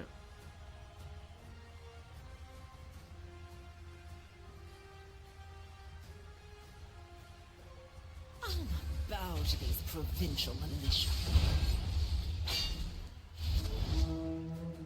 And this is why leaving the trainer on board was not the right choice. Yeah, not Mad Dashing the trader that turn to make the trade was, I think, game losing.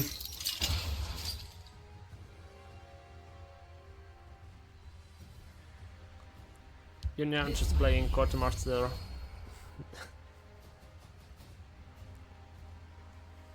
Your hand is useless without creatures. That's the problem here. And you're not out creaturing the Empire list. Takes the heal, but at this point you know that you have lost. Based on the health totals it wouldn't seem like that, but based on the board, you have one turn.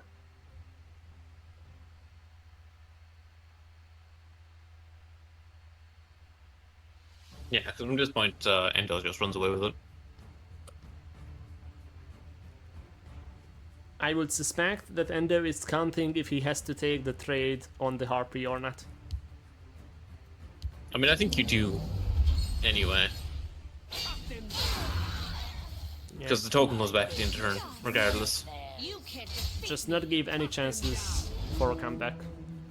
We see the double recruits being buffed by trainer, and then there is Giant Bat. You heal 2, you remove 2. With Doom Smuggler you could heal for 3. With Steel Dagger heal for 4. There are ill winds this day. With the 1/1 buff you have survived trade into trainer. Goes for Mammoth.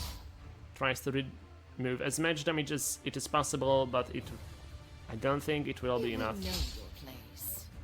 My business is none It of is turn theirs. 7, and the Aggro Empire found the way to victory. Yeah.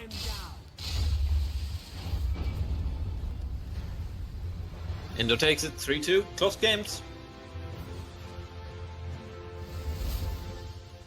I think this match was decided on you not moving the traitor to take trainer. Then there would have been a way to win. It wouldn't have been decided for you in your favor yet. But this was just an impressive show of why aggro Empire is that strong, as you suggest. I mean, Empire, Oathman, and Darkmane are absurd cards, and the fact that they synergize so well together because Darkmane fulfills both requirements in Oathman by itself is just and it's got premium stats for 2-drop being a 2/3.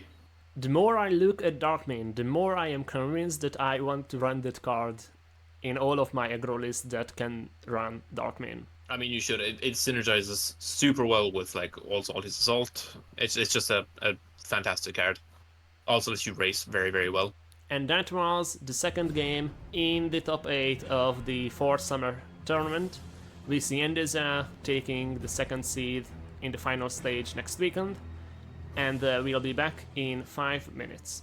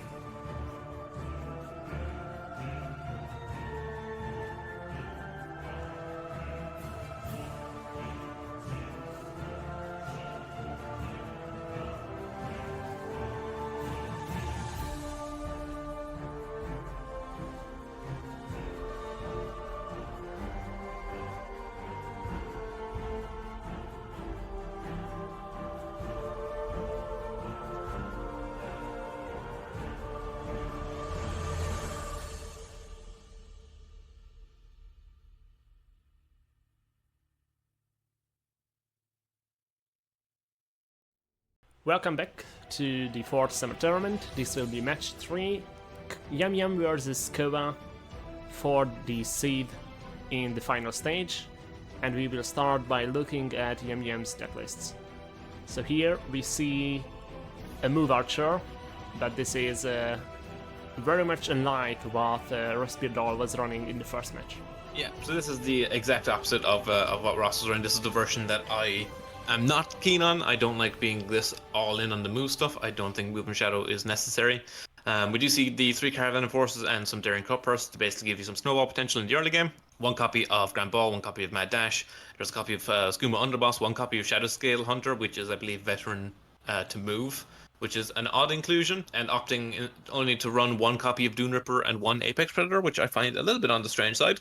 And we've got 1 copy of Sharp Eye Dashcan, like fairly standard move stuff. There is 2 copies of Sanctuary Pet in here, which is also a little bit on the slower side, a little bit on the strange side for this deck.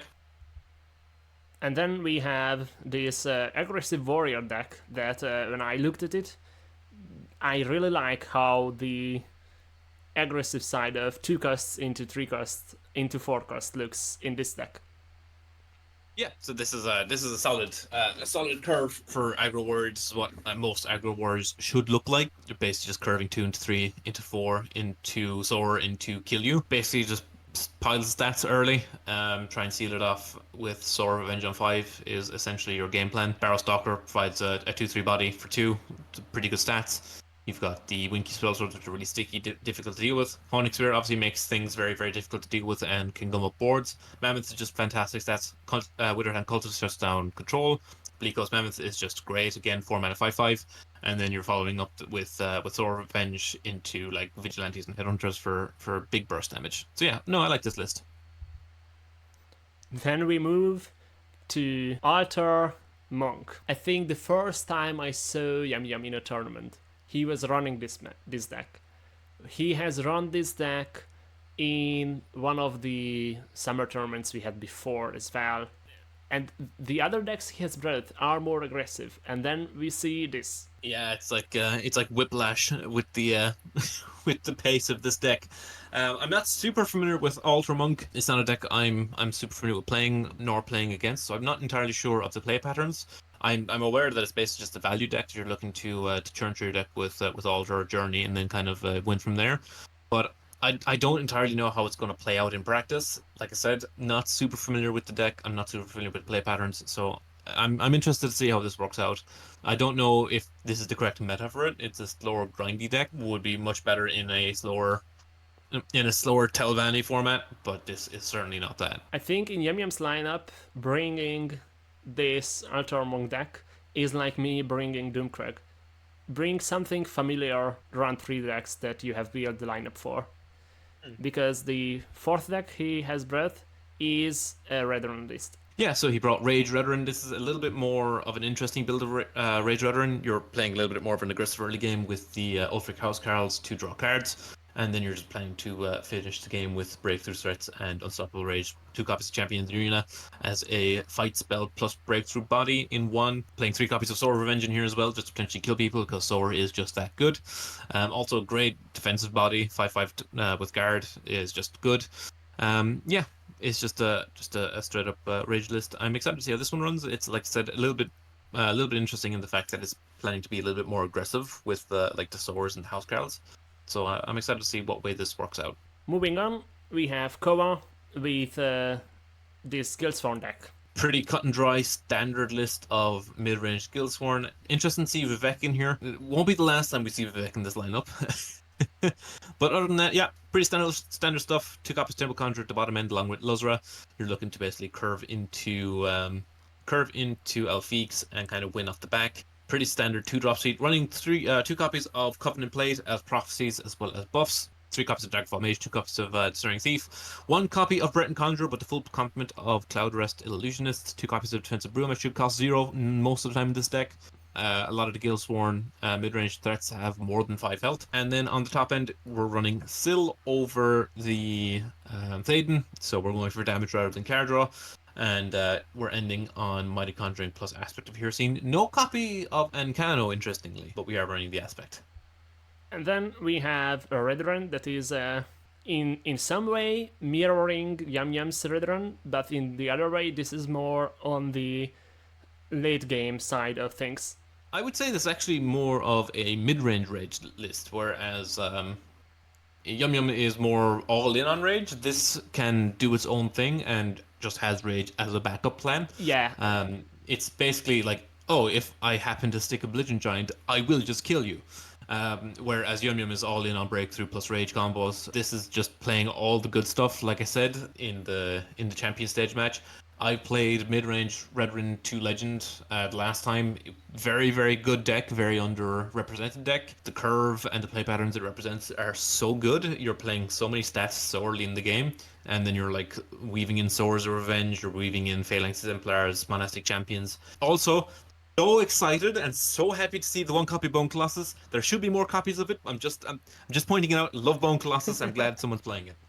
But yeah, like I said, solid mid-range list. Just looking to curve out and then maybe potentially kill people with rage if a Belligerent Giant goes unanswered. And then we have a Tribunal. So this looks like a more mid-range Tribunal rather than the more common mid-troll Tribunal that we're used to seeing. This is essentially just a standard mid-range pile. You're looking to, again, curve out, develop decent stats alongside the very, very powerful removal suite that Tribunal gets access to, and then just kind of finish the game off with Alfiq into Conjuring into Ancano, and yeah, go from there. Solid list, looks good. I'm excited to see this one. Love mid-range Tribunal is another pet deck of mine. So this is Alter Telvanni. This is Alter Conscription. So you're basically looking to churn through the deck as quickly as possible, use a journey, and then use the last remaining conscription to basically pull out a stat pile. Alter Conscription also helps churn through the deck, as well as like offering card draw potential with Telvanni Catspaw and Firebloom. Another solid list. This is another deck again I'm somewhat familiar with, so I'm excited to see it run. Again, going to point out the one copy Memory Wraith. You shouldn't play Memory Wraith. It's a 5/5 that does nothing. Just saying. But aside from that, looks good. I agree. You shouldn't play Memory Wraith because it will wreck my Doom Quick-Up. Also, one thing that I am noticing here is that Kova isn't a greedy player. Just look at the curve and look at the top end.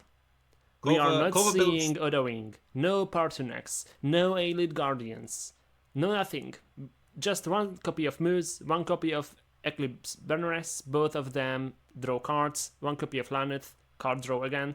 This is all in on the conscription. Kova builds decks the same way I build decks, which is trim all the fat, run what you need to run. No need to go all in on greed or anything. Just play your essential pieces and go for it. The higher your consistency, the more often you're going to win. Having suites of silver bullets and stuff like that's all well and good, but in most matchups you're just going to be drawing a lot of dead cards. So I do appreciate how they've gone about building their decks. And the reason I'm more not upset but surprised rather in this is because you are running Altar and you still choose to not run 10, 11 and 12 costs. And I think one part of why this might be happening here is that you know that you are signing up for the tournament. By the time you would get to play those high cost cards from Altar, you usually have won. Them. Let's be real. Yeah, no, Altar, the main thing with Altar is, yeah, you can include like the higher cost cards, 10, 11, 12 costs, but more than likely your Altar is either going to be destroyed or you're going to have gotten all the value you need from it by the time you're casting 6 drops. Just getting free Ordinary Necromancers off of it is like the highest that you should expect and what you're happy with. Everything before then and everything after that is just gravy.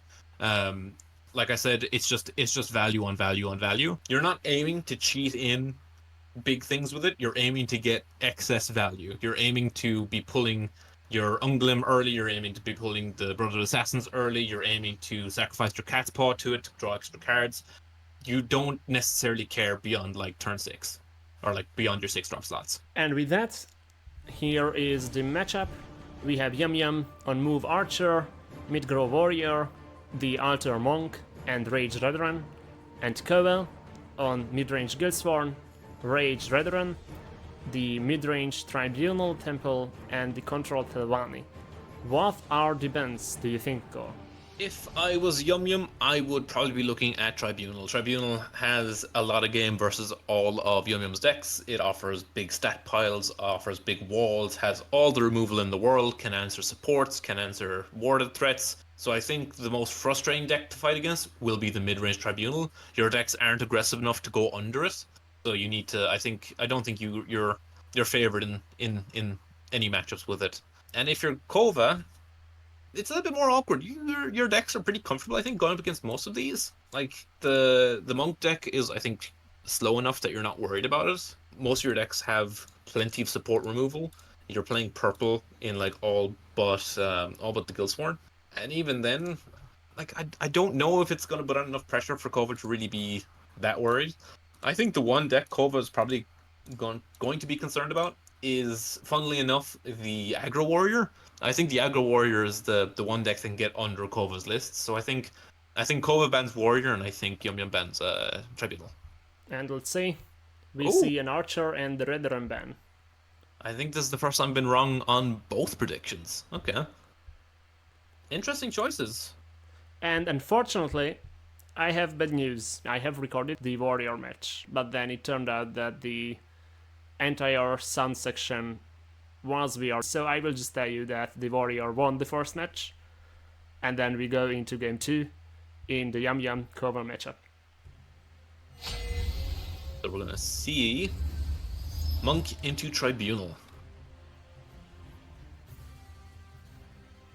So this is probably going to be a mulligan of 2 from Kova here, dropping back the Mana Marco and the Money Conjuring.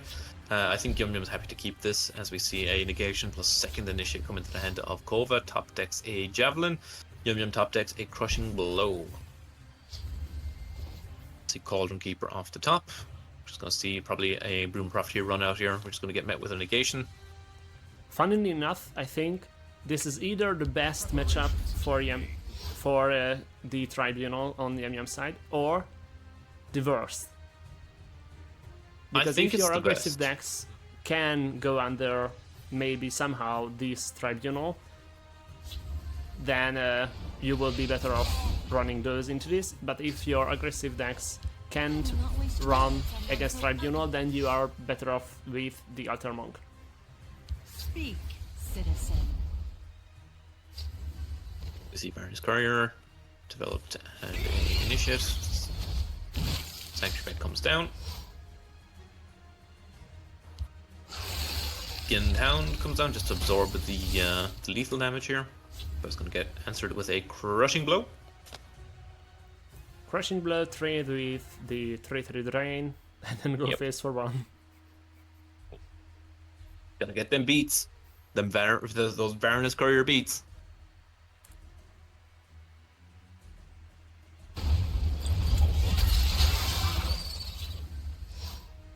Blaze the other one, but the effects are the same. As Emperor's Blade comes down here, but we're going to see Altar of Despair developed. We're going to get that train rolling. Draws a card and pulls an Unglim, more than likely, I would imagine. There is the Golem. Yep, shuffles in the Brotherhood Assassins. We're going to see Cauldron Keeper come down next turn. We're going to start going up to the chain here. Kova's way of dealing with this altar is 3 copies of Edict, I smell Yeah. the stench of the living. and that's it. I don't see defense. No, there's Shadowfens in the Red list. And there's Shadowfens in the Telvanni. But not in Tribunal. So you have 3 cards to deal with altar. Just the edicts, yep. In for 3, Channel Storm 4/4, get in for 4. If you're Kova, you do need to pressure. I don't think you can sit back. I think you need to keep pushing. Not against something that tries to win on Journey. Exactly. There is Oh, we see Javelin. Javelin. First rune Javelin, always.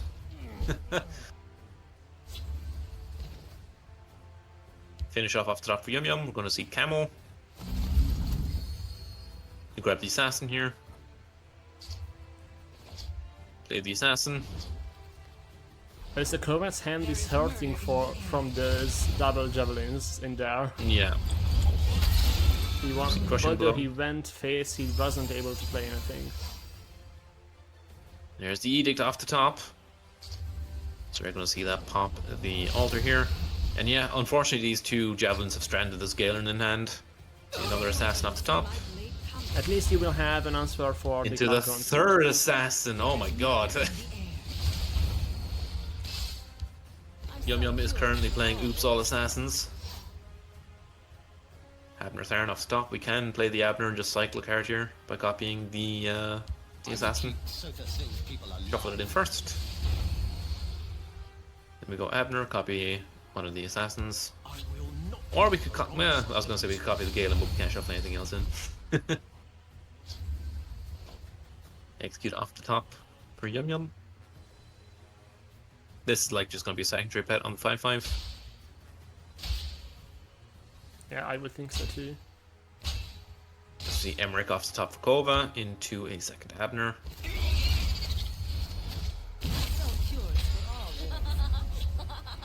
And Cargrunted is coming down in 2 turns. So we're going to get a Warcraft come down into a Hiking Emmerich.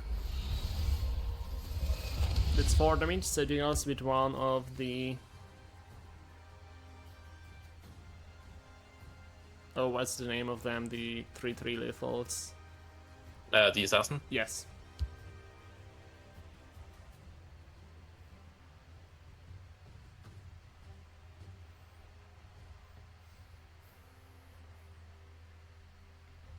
He's considering playing Abnur instead, is what I was saying. No, Aaron. Okay. So you're getting back the Channel Storm? Channel Storm or Edict here. Or Edict, and you can play both of them if you want to. Yeah. Because of the cost reduction on Aaron.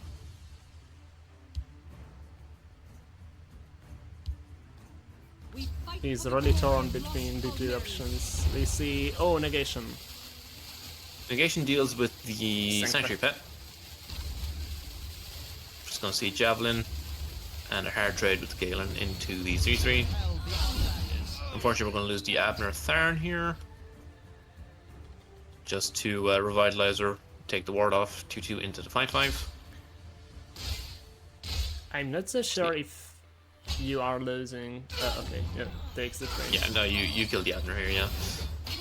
As we have a Sarioni in hand. Sarioni is going to be pretty strong here, actually. We'll save So it you can from next turn, yeah. Yeah, so you exalt the Sarioni, give the buff to the A Ren, and then you can negation 3/2. One thing to keep in mind is that Yum Yum has a Quadrant Creeper on board.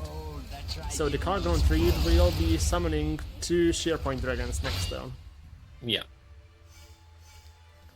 And I think that's just too much value for the Tribunal to deal with.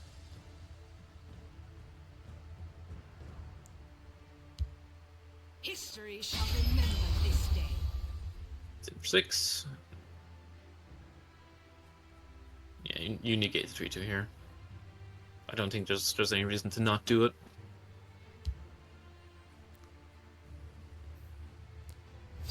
Yep, goes for negation. Yep. I think that saves you from the Cargon 3 this turn. It will be just a size hunt and the finish off on Aaron. Oh, goes for the Cargon 3. So he's going to shear point probably the Aren and then shear point the 4/3. Bit of 2, yeah.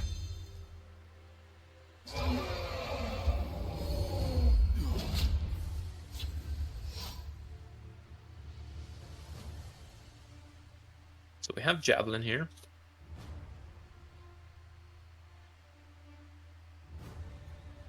You have Cargon 3. There's also another Abner in hand.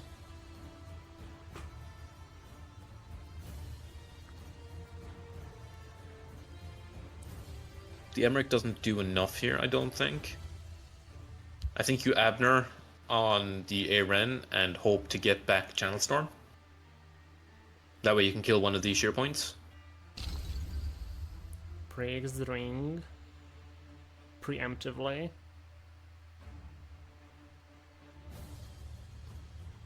That's looking like an Abner. Yeah, I think. Yeah, you Abner, because then if you whiff, you develop the Mammoth. Or you develop the Barrow Stalker, potentially. But no, you need to hope you find either the Edict or the Channel Storm here. Here comes Javelin. I mean the. Oh, he's Abner. going on. Okay. He's going on. On Sarioni. Interesting. Okay. Garden Drain. Sure. Just walling up. There is one problem with this, and it's called Dice to finish off. double shear point and size hand. Yeah. Plus finish off.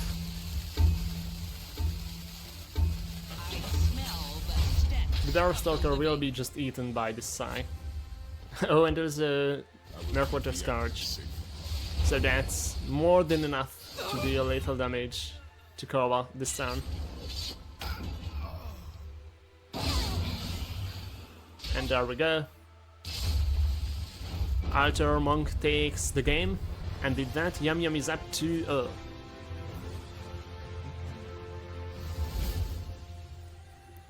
So yes, it was a good choice to play Altar in this matchup. You have the Redron left, and Kova has 3 decks left. Which is your worst matchup into that aggressive Rage Redron Yum Yum has brought? On the one hand, you could say the Telvanni because of conscription, but on the other hand, Telvanni has so much ways to gain health and get out of Rage. I think the worst matchup for you is probably the Guildsworn. So if you're Kova, I think you run Guildsworn first here, just try and get some momentum back. Then I think it's Guildsworn, then Tribunal, then Telvanni. Well, let's see what the Skova think. He plays the Telvanni. Okay. You could see this as, I don't know what decks he usually plays. You could see this as Comfort or just the most consistent deck out of the 3 he has. Yeah. I mean, he could also just be putting his worst foot forward here, just if he wins this, at least then he's able to shot. But there's no point winning 2 games and then having it hinge on what is potentially a bad matchup, so might as well get the bad matchup out of the way.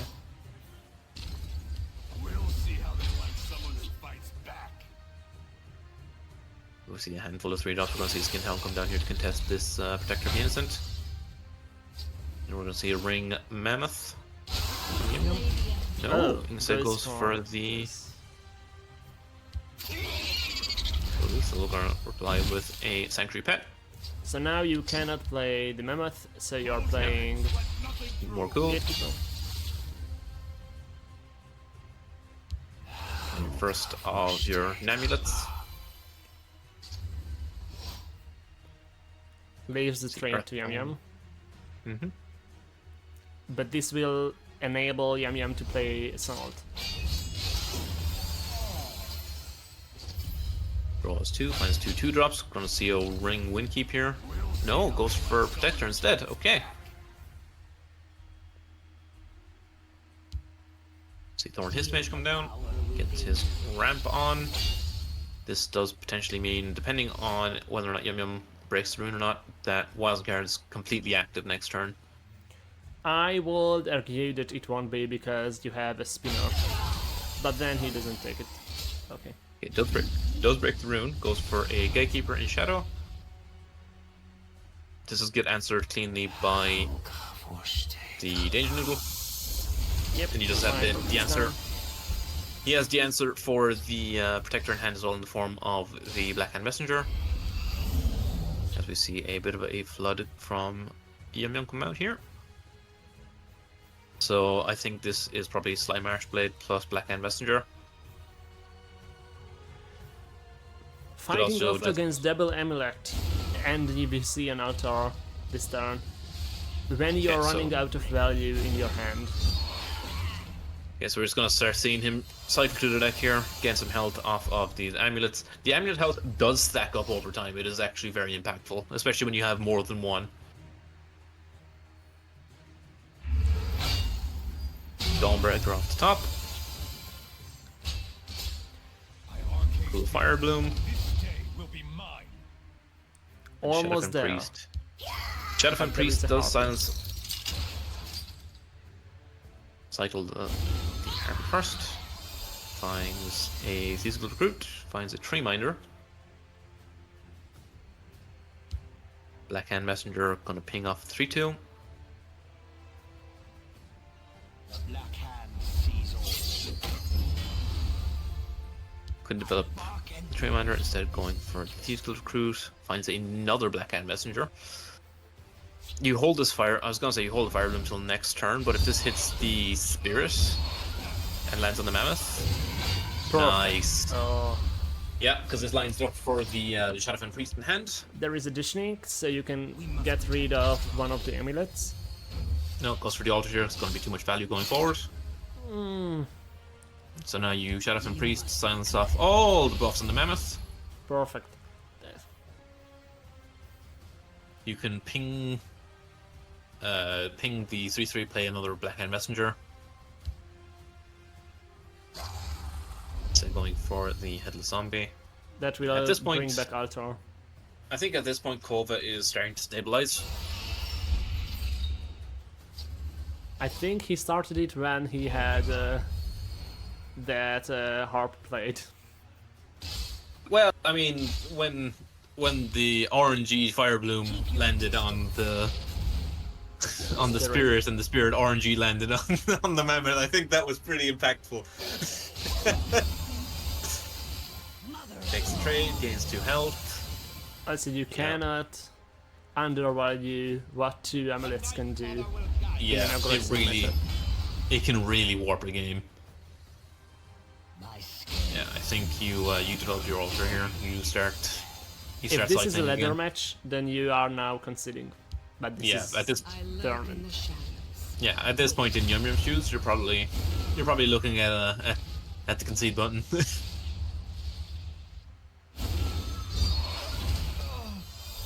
Gain 4 health here. Draw another card. Find a Necromancer off the top, which is very, very strong. problem is that even Mammoth into Rage would not Oh. save you here now. Messenger number 3. The Black Hand sees all. We're just playing Messenger Tribal. All this work to get this House Guard to trigger, and it's just never going to happen. Rise, my servant. You get another Messenger probably here, I would imagine. Not Thorn his mage. Cycles off. Tree Minder. Or go to Witch. Squish the Wimpy. You can squish the Messenger here to stop the drain happening. Yep. Then you Javelin, the 3/4. And trade over to the 1/1. Finds Monastic Champion. This does let him use up all his mana this turn. His champion.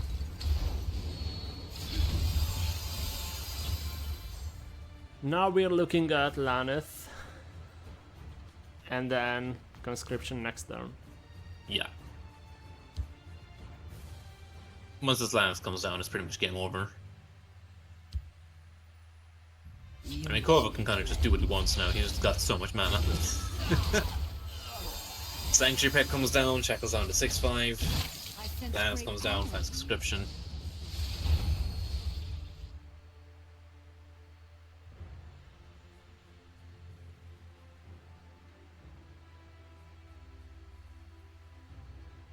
Taking a second to think, just consider. I think more. You're taking Conscription here because you can. Regardless of what happens, you're gonna have 7 free slots on board next turn, so you're gonna have a very high value Conscription happen. And also maybe that Conscription will press Yum Yum's concede button. Yeah. A Squish to him becomes off the top here.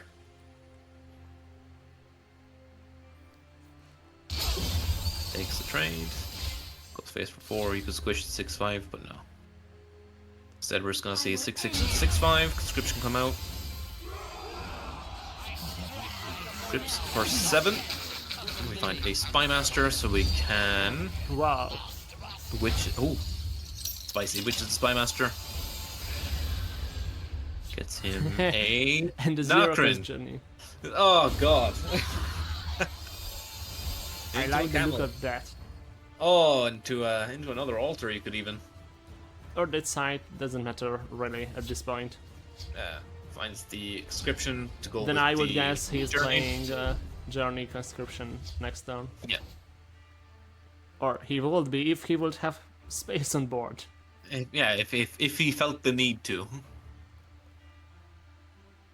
But as it stands, Yum Yum has absolutely nothing going on. And is looking at a potential 2-turn lethal here.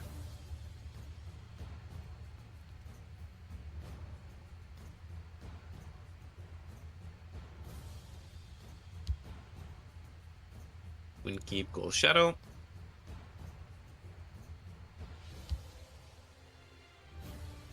This is the Sisyphusian part of this matchup. You have lost, but you didn't want to press that concede button yet. Yum Yum scoops it up. Yep, no red gear, no nothing in the deck, no way of really clawing that back. 2-1 to Kova. I mean to Yum Yum. So Kova has to win 2 more. I think his Guildsworn is the weakest against Yum Yum's Rage Veteran. Someone who fights back.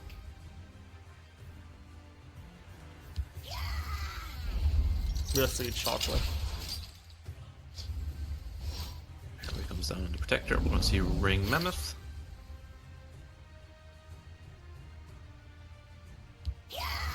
Second Harpy on the Mammoth takes the first trade here. Douche Nickel comes down. We're going to just probably going to see. Oh, just passes. Oh. Interesting. I don't like that. Neither do I. Stench of the living. You just lost so much tempo. Especially with Dushnik this turn.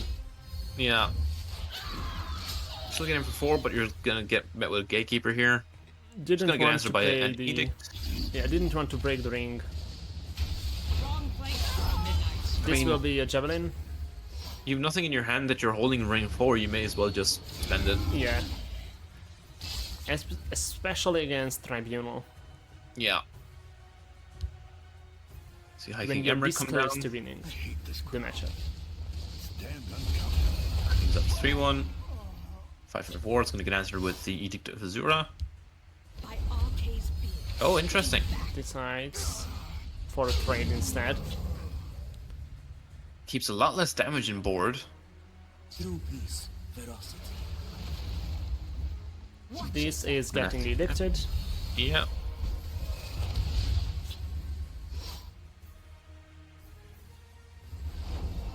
There's the Edict, gets him for 3. A little distraction might prove useful. Plays the Edict. Cloud Rest before the Rune Break. Cover We draws see an Edict off the Alfie. top. Khajiit will keep you safe. Yeah, Alfie comes down. Just for 2 bodies.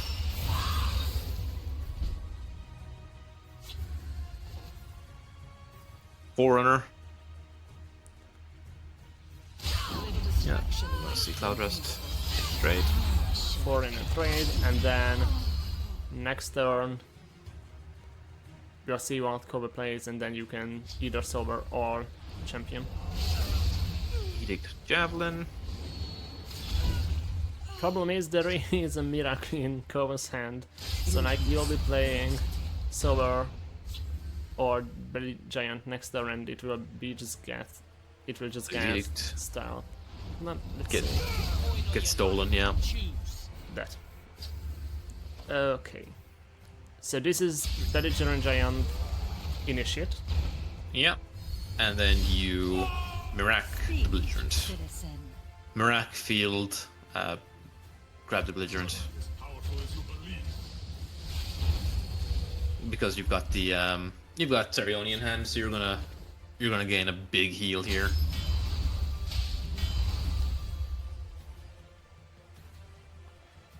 You actually have Serioni plus 4.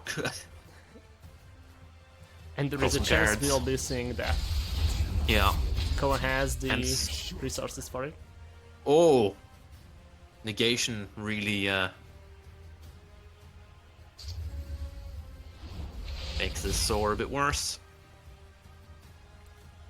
Want to see Brigand? This is the Brigand bounced back by... Yep. So we're gonna see Double Brigand, check. and we're gonna see Exalted Serioni, and he's going to put the buff on the Murloc here, I would say. Trade with tier. Yep. Drain for 6. And potentially win the matchup because of that. Yeah, that's a big tempo swing. Yum gets a cycle here. That could Crusader. help, but it's just a 3-2.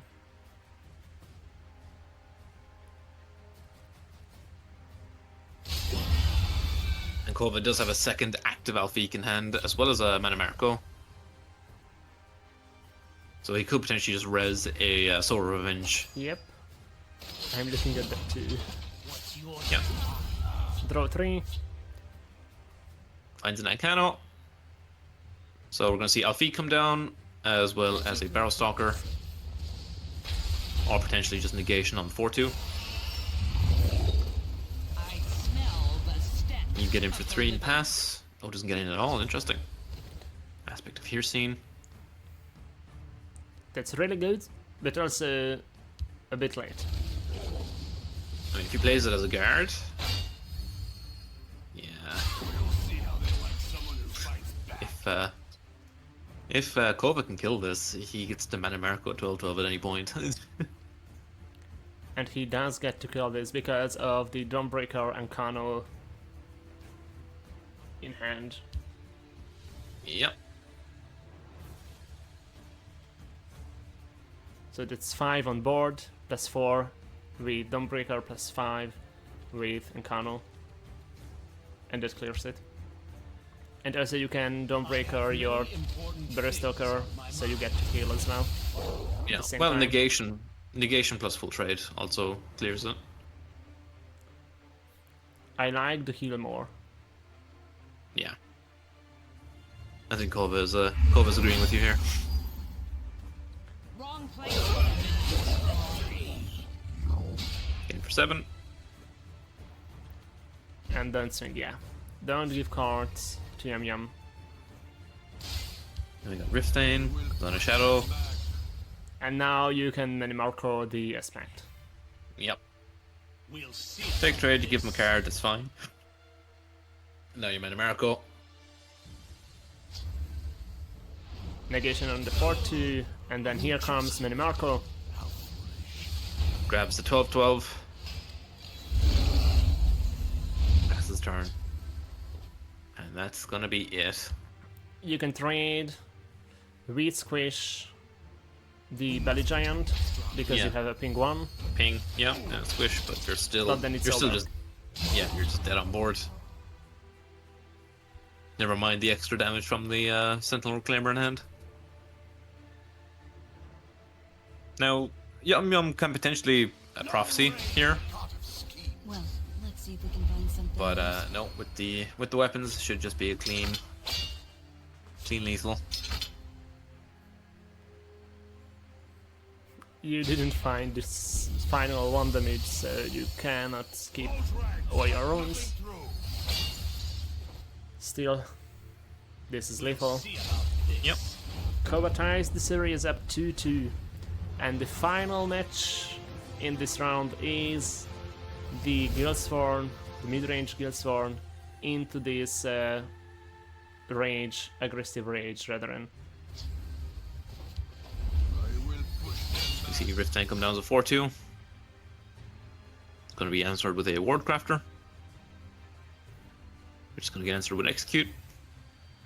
Careful there, friend. You want to find it through the 2-drop for this execute, and you didn't. We're going to ring a Seducer here. Oh, instead just ups the Channel Storm. Interesting. I like this because the Seducer would have been punished by Citizen. Gatekeeper. My paws are quicker than your Stirring eyes. Thief comes down. Douche Nick, let you trade. And goes House Carl to draw. That's 4 draw instead. Ooh, Hits a prophecy. immediately hits a prophecy. Twos. That's rough. He could, yeah, Seduce comes down. the Aaron to get back a guaranteed Channel Storm. Douche is gonna pop the Thief.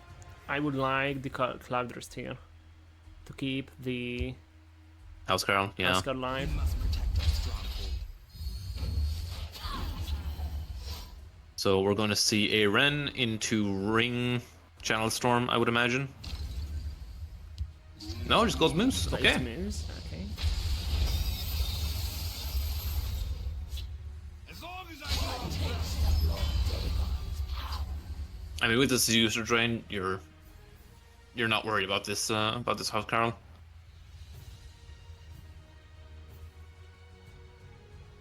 Yeah, you can clear it with Champion of the Arena here. Or he can play Cloudrest and Gatekeeper. And that would have kept the Housecarl alive. Gatekeeper. close ranks, let nothing through. Ooh. And now, Here comes the Atronach. what do you do with this sword breakthrough? Well, Yum Yum is lucky enough to be in colors that can fairly cleanly answer it, thanks to Edict and Javelin. But you have to draw it. Yeah. But I mean, you should simply just be good and draw it. There is a spinner that will shut down the drain and field. Rapid shot. So now you're going to Channel Storm the 5/3, and wherever the buff lands, you can trade, pretty much. You're hoping it lands on the Gatekeeper so you can remove it immediately, but if it lands on the Housecarl, you can also just clear it off.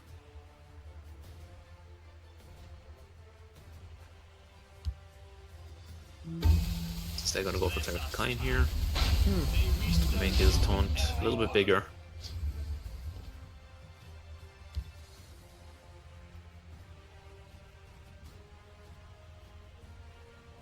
Cloudrest is going to come down. Cloudrest plus... ooh, it depends. If he's going to Earthbound this Moose, he needs to do it first. Okay, so he's trading with Moose, Okay. and then spinners the drain. Yep. The forest will not The suffer plant. your presence. Oh. Wow, okay, so clears the body instead. Then we are looking at Champion of the Arena next turn. Against the Seducer. Mighty Conjuring.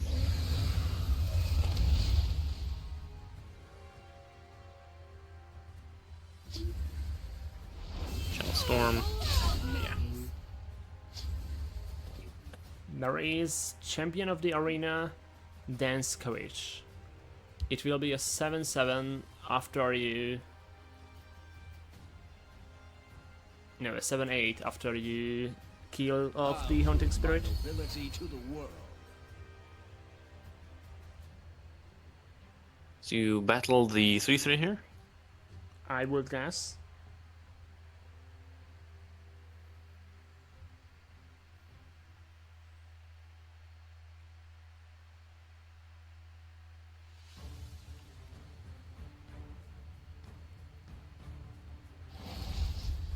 That's for the Aaron. Aaron.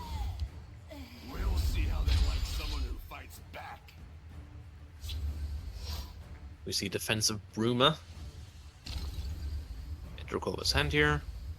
Crusader's Assault. And there is the second Mighty Conjuring. Yeah, I think you just conjure again here. You conjure and then defense. God, Defensive Bruma is such a disgusting card.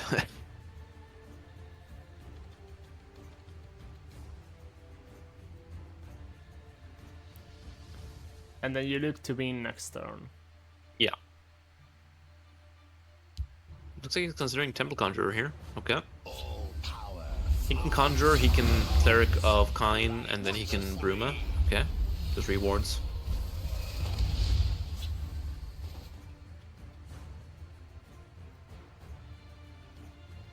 mean, Yum Yum doesn't really have any ways of really cleanly dealing with this.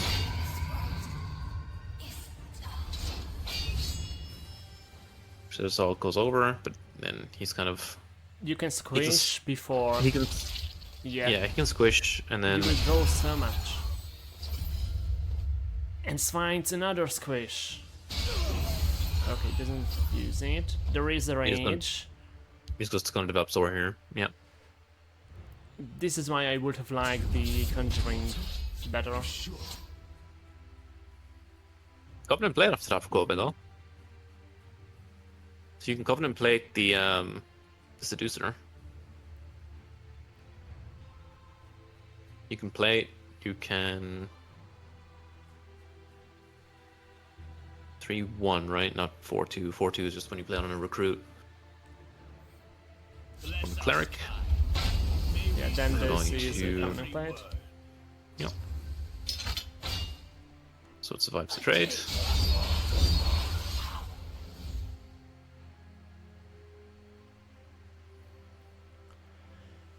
There is one problem though.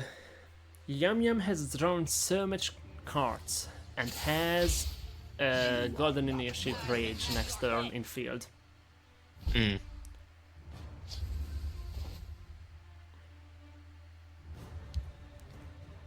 Yeah, we're going to see Initiate Rage here.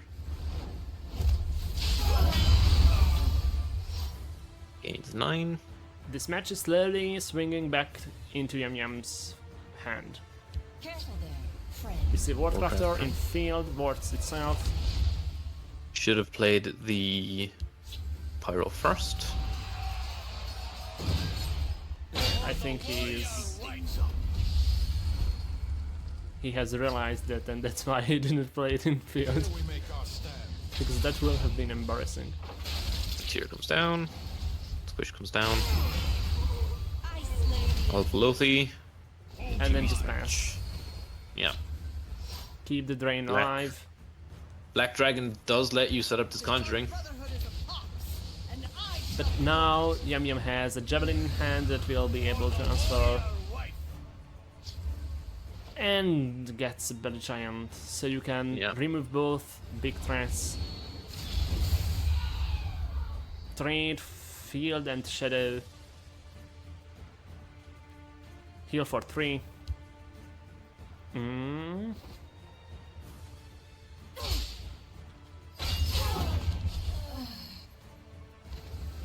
Okay, yeah, so we see the back to hand on the 5-5, trade, go face, pass.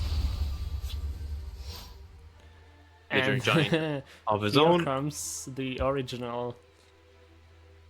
Are we going to get Castle into a Dance. belligerent war? My blade is death to assassins. Ko has no cards in hand.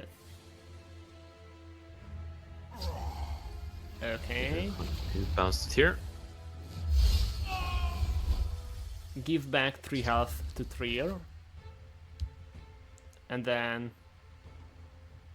we will see, yep, trade in field. I would even Fresh consider spin. squishing. Ooh, Earthbone. My arcane spear.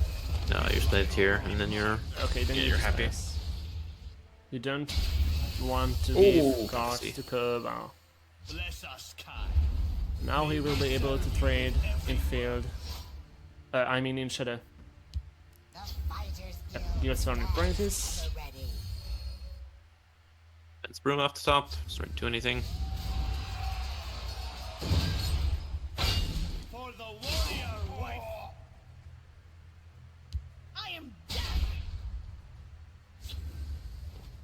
Aspect of Piercing.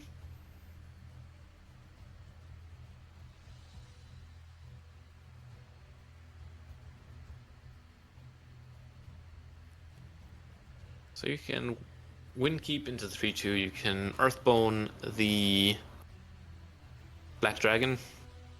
You get in for 12.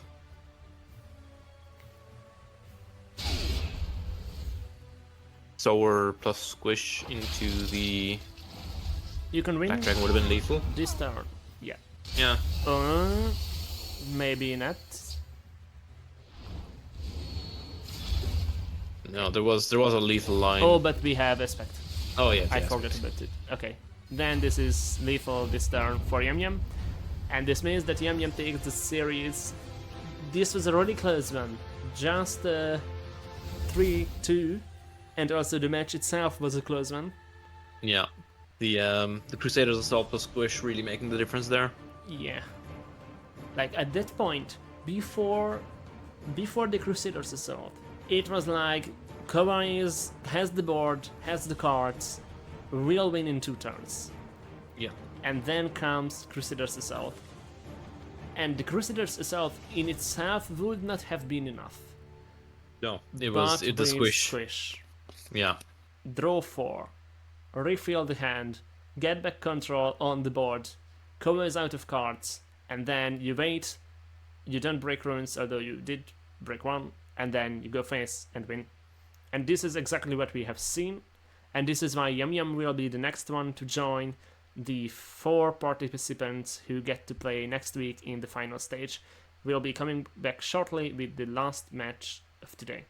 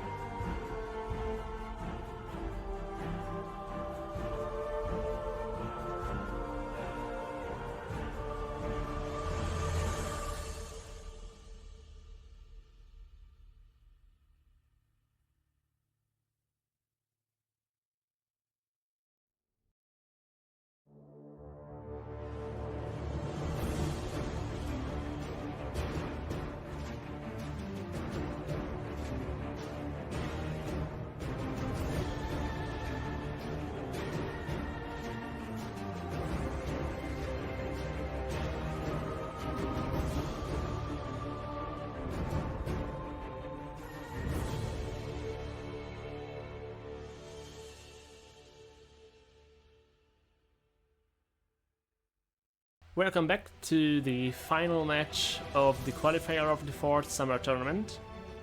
This will be, if we look at the bracket right now, McGacket versus Avenged Fish, battling for seed 4 as we have seen Yum Yum take seed 3 already.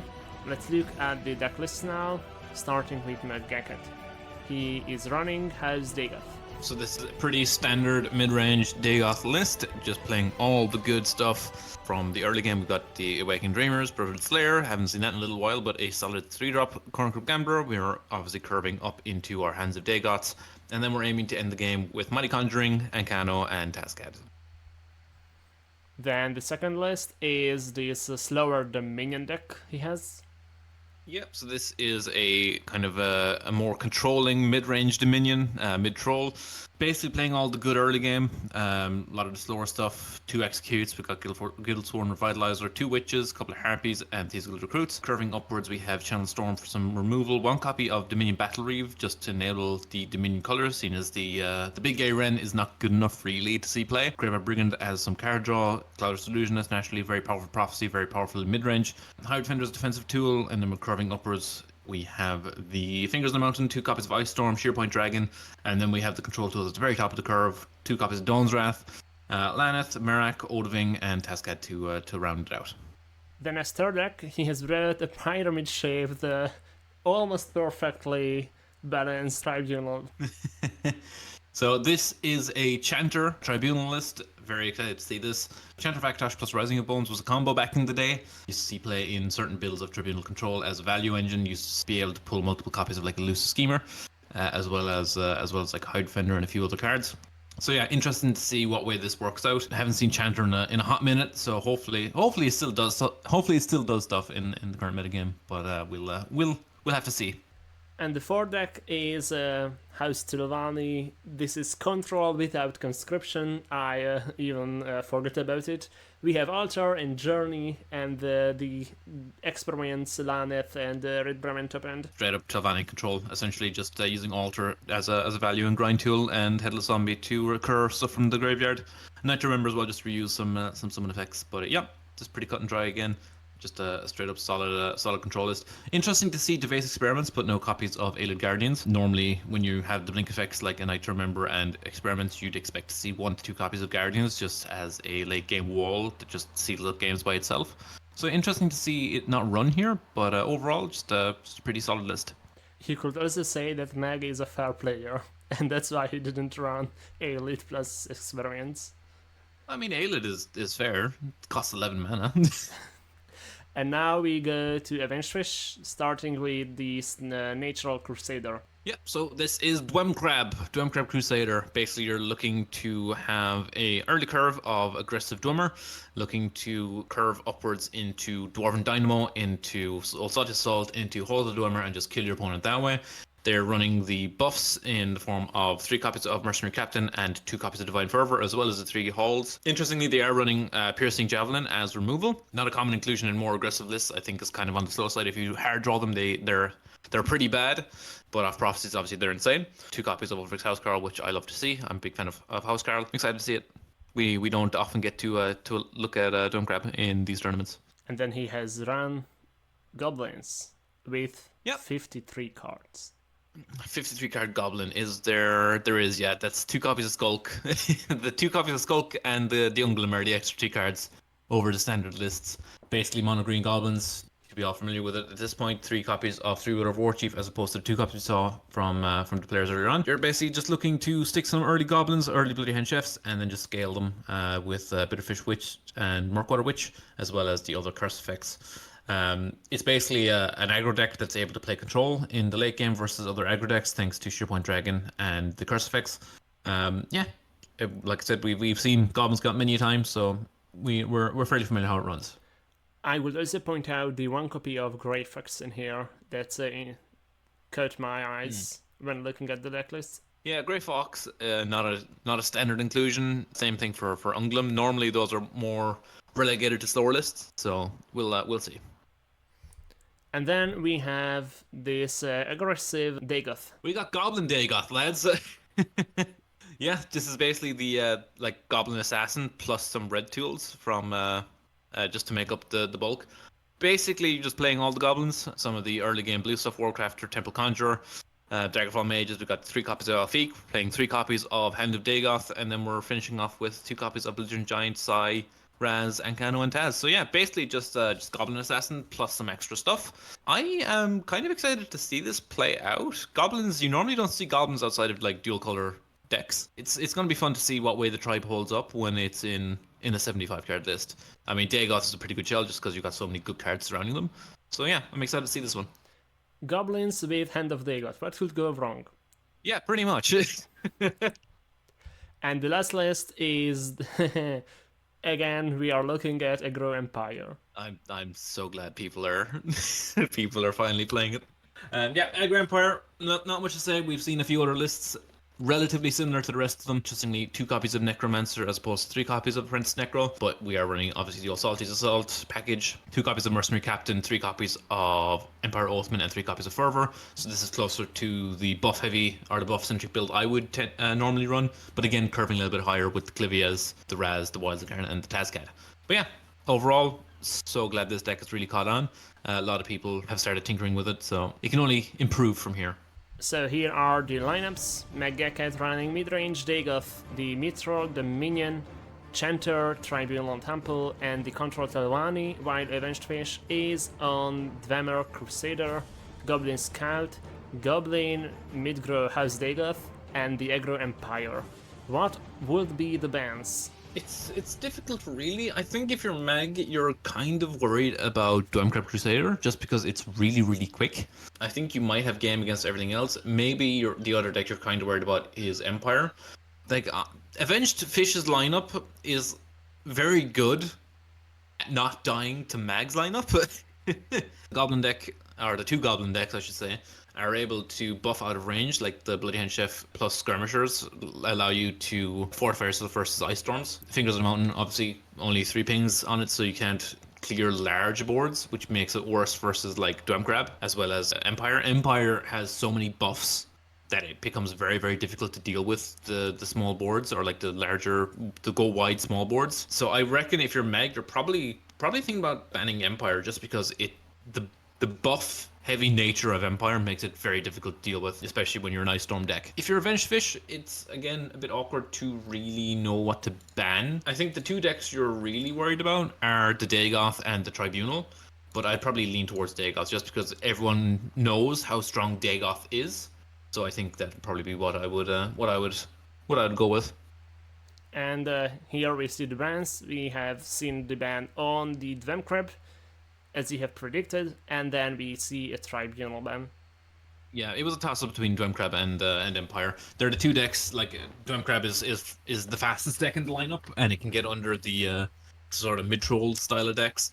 Empire, the buffs can get it out of range of Ice Storm, which is most of what McGacket is trying to do to reclaim the board. So it was a toss-up between those, and yeah, like I said, toss-up between Tribunal and Dagoth for Avenged Fish. I think they're both very good decks versus the lineups. But yeah, opting to go with the Tribunal just because it's a little bit stickier. So no Chanter today. And that's how we will move into the first match between McGacket and Avenged Fish. This is midrange Dagoth versus Aggro Empire. And the Empire has the ring. So see Avenged Fish toss back a Crusader. Finds an Empire Recruiter. McGacket, not a lot of action in hand. He's got a Warcrafter on 2, and then nothing else happening for a couple of turns. We're going to see probably ring Recruiter here. Gets the tokens rolling. McGacket finds Prankster Mage off the top. We're going to see Warcrafter developed in Shadow. Here's Shadow. Gives him the option to Shadow Shift and take a trade. Yeah. Digs him a card deeper, maybe finds him another 2-drop, potentially Harpy. We're going to see Avenged Fish probably develop the Ankle Snap here, which is going to be prime target for the Shadow Shift. Instead, it goes for a Gambler, pitching the Ankle Snapper. Okay. I like this. Although the Rapid Shot in McGacket's hand likes it as well. Lets him take the trade. Rapid Shot pings Gambler. Gambler goes in. You could also, Scimitar just to keep it out of range. Training is over. It's time. Just like that, 1 top deck. Standing by. Showing once again why Rapid Shot is such a good card. I'm going to see my Merch come down last year. Would prefer to see that happen first, but obviously you want the buff from the trainer. This is an easy choice. You take the card that does something, yep.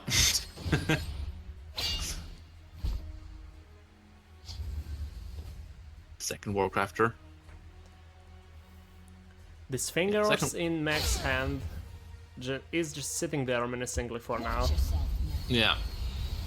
It will be pretty impactful in 2 turns time against this smaller token board, especially because we haven't got many buffs out.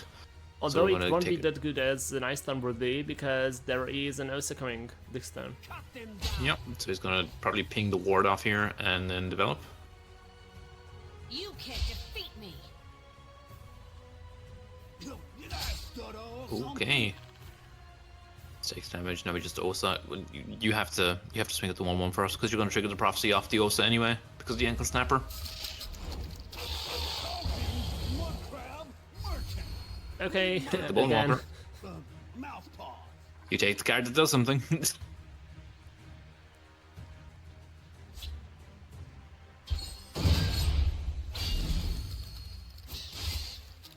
No prophecy this time.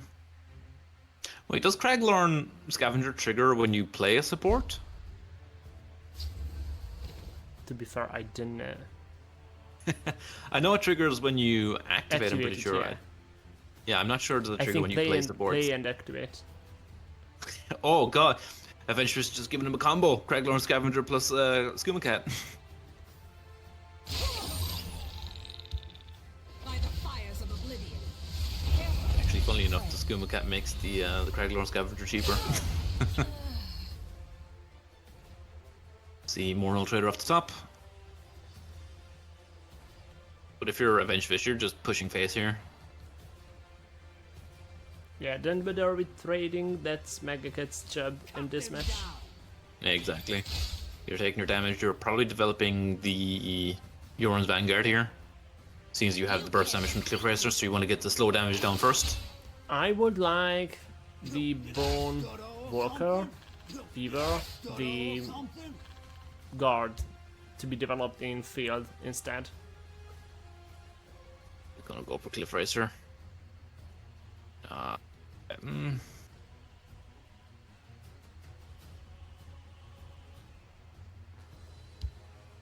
Yeah, Jordan's Vanguard. You play it Shadow. I strike your head from your body, cur.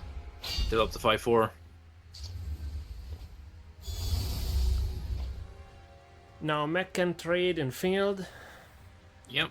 and has to play fingers in shadow. The problem, yeah, the thing is though, these fingers, they're not great. Tried to roll for drain, but didn't get it. Yeah, you clear a field lane here, but Shadow lane is, there's so many awkward stat lines that like you get to kill like 1 or 2 things, but And you don't there get to is clear. Cliff Racer. Yeah, and Cliff Racer guarantees lethal in hand here. This is why I said about developing the slow damage first.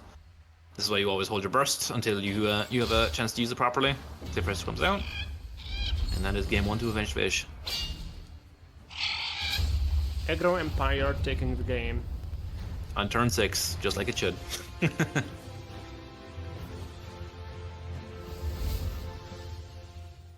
And we move into game 2, Dominion against the Scouts.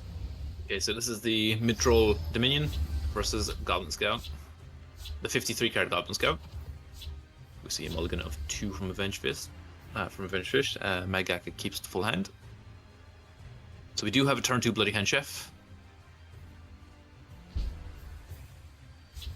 I do believe that is a Murkwater Skirmisher in the hand of Avenged Fish as well. So we're going to see Bloody Hand Chef come down. So unfortunately Magaka does get to ring out a Daggerfall Mage here. But may instead opt for a Golden Initiate. I would like the Golden Initiate because now even if Avenged Fish has a curse or something that will give -1/-1 to the Initiate, if you don't trade with it, then Megacat has a way to deal with the Bloody Hand Chef because of Scourge. Scourge, yeah. Of course, Avenge does not have -1/-1. Ooh, and the execute. Execute's such a good draw here. But instead, what you're going to do here, I think, is just going to take the trade and develop Daggerfall Mage in front of this. Oh. Interesting. Oh. Okay. Once the initiate survive. And that's also fair. You know, there's a lot of curse effects. It's just difficult to not develop a Daggerfall Mage in a board like that. See Murkwater Shaman come down. Going to develop some free curses. There is an I see Ice Storm off the top. Yeah. Probably going to see a Scourge come down. Nope, Phalanx. This way, your creature will survive because Scourge would have been taken by this curse on the Murkwater Witch. The forest is my cloak. Leaf Lurker. There's one Leaf Lurker down. Second Leaf Lurker in the Hand of Adventurous, as well as a second Shaman. Let's see Scourge. Then I would guess an Execute on the... Curse Execute. Yep. I would have liked the Murkwater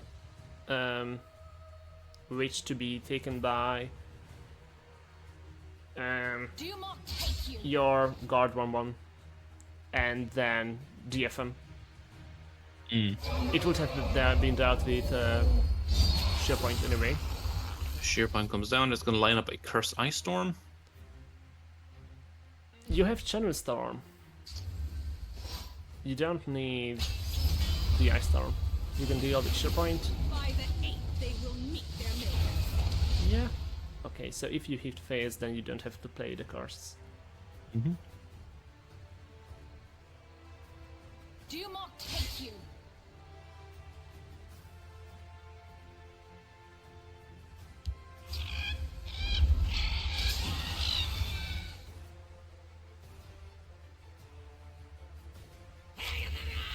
Dusty Eater Skirmisher come down.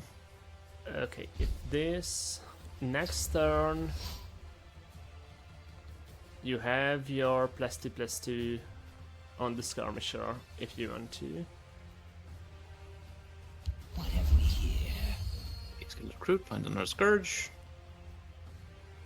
But also Mac has so many ways to deal. Pings off. Ring Scourge, probably. Maybe not. Ring Scourge and then curse both of the creatures on Avengefish's side of the board. Yep. Raz off the top. Raz is actually pretty good here. And even more so because we are moving into the value part of the gameplay here.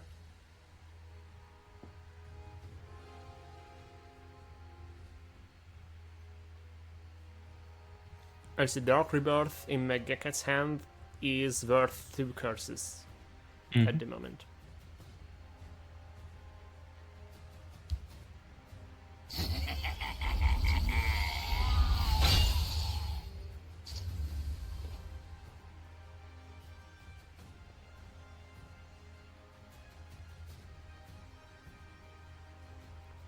I think you Wardcrafter your DFM, and I would have liked the tome on the Wardcrafter, Watch yourself now. because now That's the great. Wardcrafter will die to the Murkwater Shaman's curse. Yeah. Well, we're probably going to see 3-Feather Warchief on the deck roll here, plus Curse.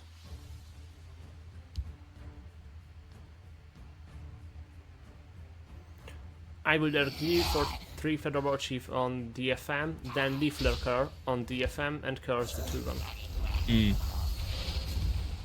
I didn't even notice the other Leaf Lurker. Cloak. This is your best usage of your Magicka. You're likely going to see a Hive Defender plus... No? Dark Rebirth. I would guess this is Ice Storm. Ice Storm. Yeah. Double Cursed, 5/5 Ice Storm. and you clear the board. Problem is, Avenge has Raz and Taz in hand. Yeah, Raz is going to get him 2 cards, and then Tazcat is just going to deal 6. He can actually Murkwater Savage first to get an extra +1/+1 off casting the Raz. After playing Raz, Megacat will have an Anasi, Try some. so that can deal with Raz. This one won. Still a very slow answer to Raz. You're just giving Avenged Fish another Leaf Lurker.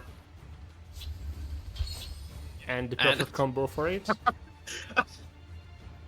Oh, that's gotta feel terrible. Oh god, Leaf Lurker into Murkwater Scourge. What would a Goblin deck possibly do with those? And I don't see a way you are not getting down to 6 next turn.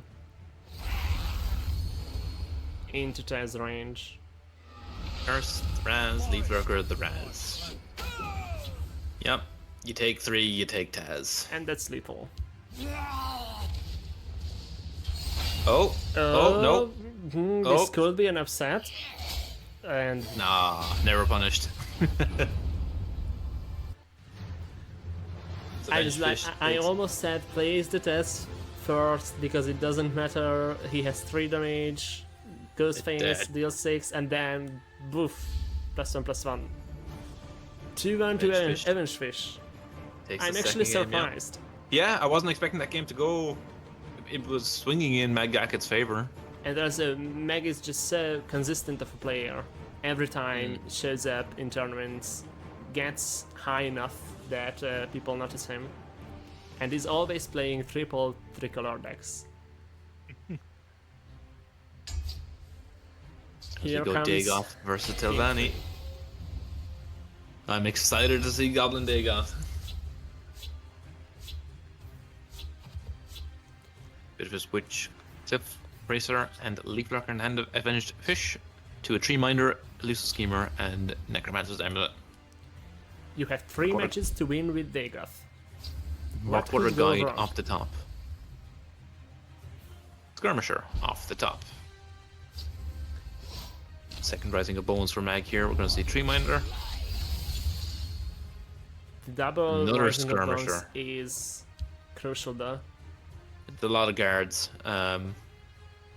Yeah, Mag just gets to make 2 3/3s next turn. Or not.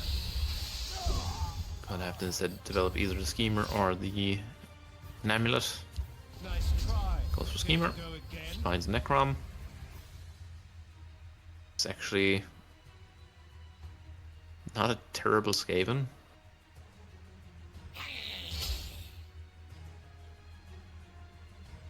Because you know he's on. Take it, yep.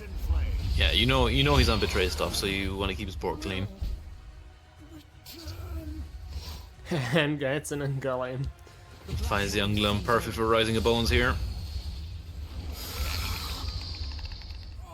Pair of 3/3s. Now you have to Cliff Fraser one of the 3/3s and then double trade into the other. Or you have lost field.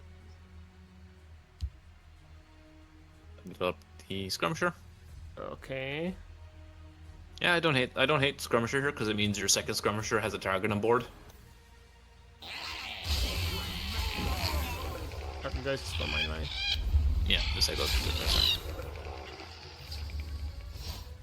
Second Sly Marshblade. So we're probably gonna see Marshblade plus an Amulet. I like this better because Marshblade's Last Gasp is on after next turn. Yeah. Murkwater Witch. Revenged Fish. See Murkwater Guide come down.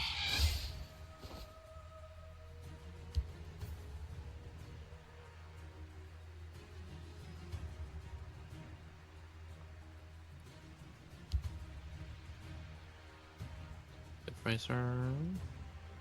I don't hate Clip Racing here. Yeah. Cliff Racer trade denies the Last Gasp, denies the Rising of Bones on it, although there is another target. Rising of Bones, attacks. Rising of Bones. Fancy Albani Oathman. DFM off the top. Rock Water Witch. Plus Leaf Rocker here. So Here's the one, answer let's for go all of face for them. 4. The forest is my cloak.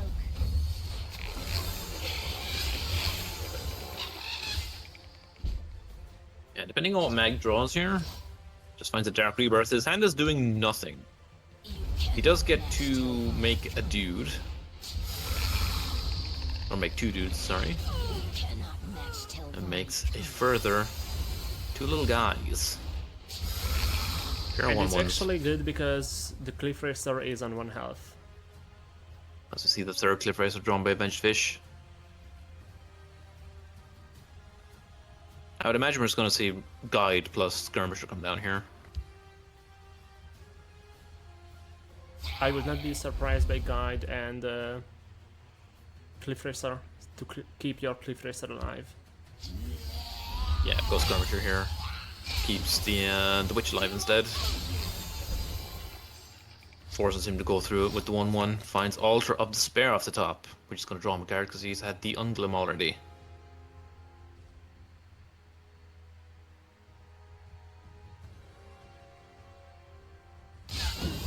You're 4 into probably 4/3. taking the Fire Bloom in Shadow. Yeah, so you're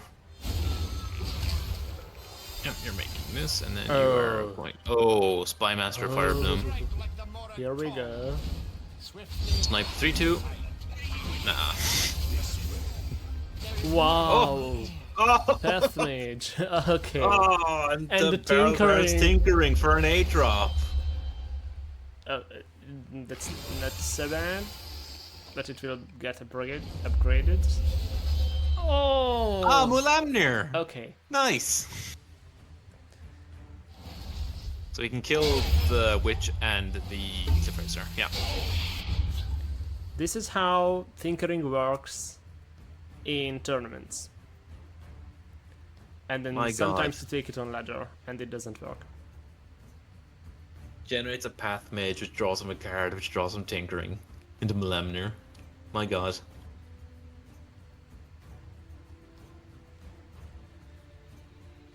The game itself doesn't want Megacat to go 3-0. Or, well, Megacat go 3. Bloody Hand Chef comes down. Daggerfall Mage comes down. It will be still just the second Skirmisher. Yeah. Second Skirmisher, and I think you just get in for damage. Go face and somehow hope that Megacat goes face for you too. Yeah. Which I mean, he you trades. won't. He takes the trade with the 3/3. He doesn't go face for Yeah. 9. The Mulamnir may as well be shackled. Oi! Instead, trades the Mulamnir and keeps the 3/3. Because Mulamnir is on 1 health. Yeah. And he's basically playing against goblins. They just didn't they got. Ooh, Cliff Racer plus Gambler. Just dump your hand and play the Gambler. Nothing better than playing a gambler without having a hand. Yeah, I think you trade your Skirmisher into the 3/3. You send everything else face, play Cliff Racer, play Gambler.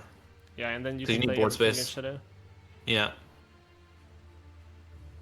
You keep the Chef because it has potential upside later on. Keeps both Goblins just in case he draws another Skirmisher. Shale take you. Dark Rebirth off the top. Oracle Gambler comes down. Second Altar. Question is, can this Fire Bloom snipe the 1 and 4? 33%. Well, 25%. Why? You won't be able to deal with 2. Like, you will trade with the 5-4, and then it's. Oh, yeah. Cheru. Oh, okay. Yeah, 100% like Okay. this.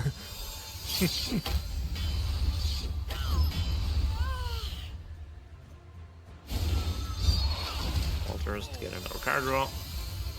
Draw, This is where heal, Tior takes a has trade. 2 altars. Another Chronicle Gambler off the top.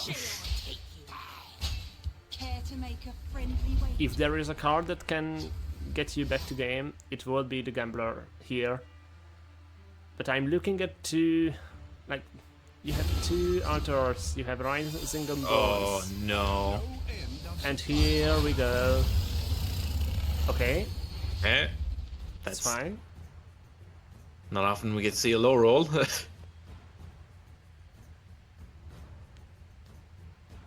You're in forecast with the... Speaking of Rolloros, that wasn't one. There we go. Yeah, that's more like the Spy Master I know. My god. It's a Raz finish off and a sheer point.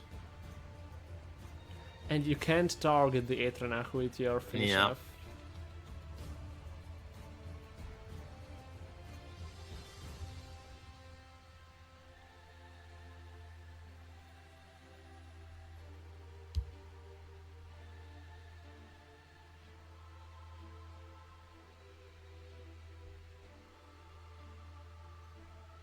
Shield. Home. Home's up. Finds the 3rd skirmisher.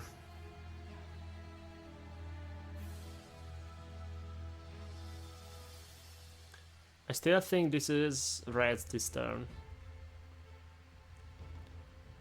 Well, I was thinking you could sheer point the 3-1, trade into the 3-3, go face for 6.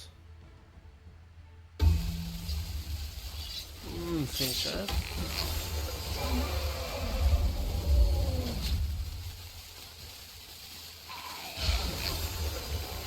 You bet on the wrong side.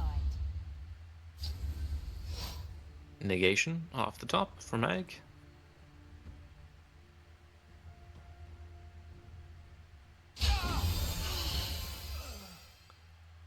Wait, if you're Mag, do you just get him for 12? I don't think you will do that yet. This range, you can Fire Bloom the Cat's Paw, draw 2.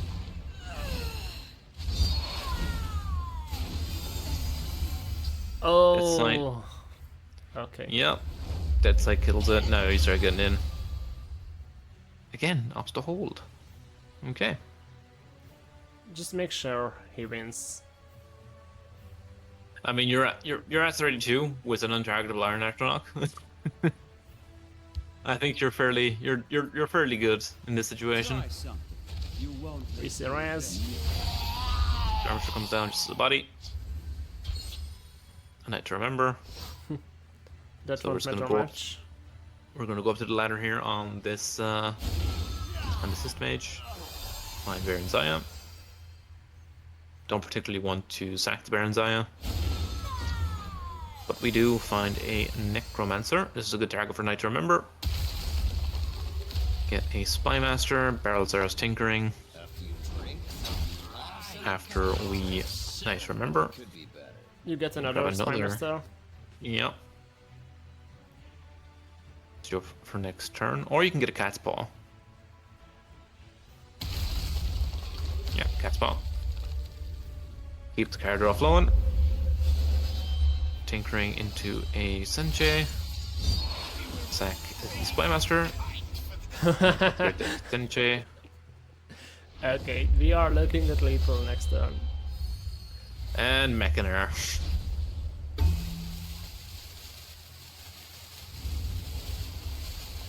Because we clearly didn't have enough value.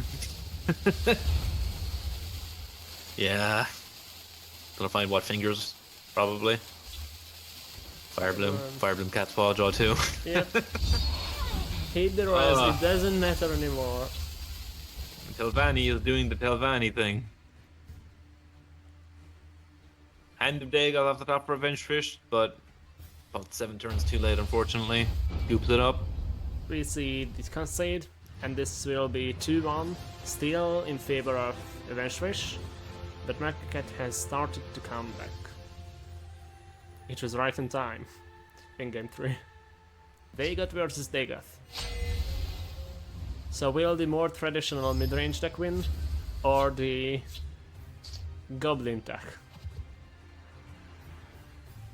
I get offered a very awkward hand here. Chooses to mulligan 2 of them. Eventually been given a perfect curve. Spare blade in my boot. Crown Quartermaster into Warcrafter into Bitterfish. Oh, double See. Skaven. Double Pyro is huge in this matchup. We're going to see Bloody Hand Chef come down.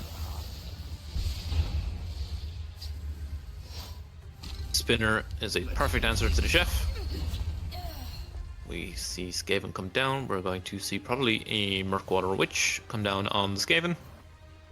Or a Bitterfish. Bitterfish. More than likely Murkwater. I would like to see the Bitterfish. Okay. Oh. Goes for trade and then gets punished by the second Skaven. Second. No one expects the second Skaven. Oh. That's tough.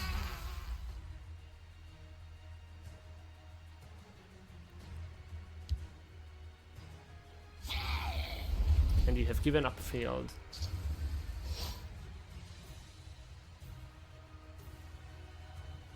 Not gonna lie, with a start like this, I think Megacat is probably on track to win this game.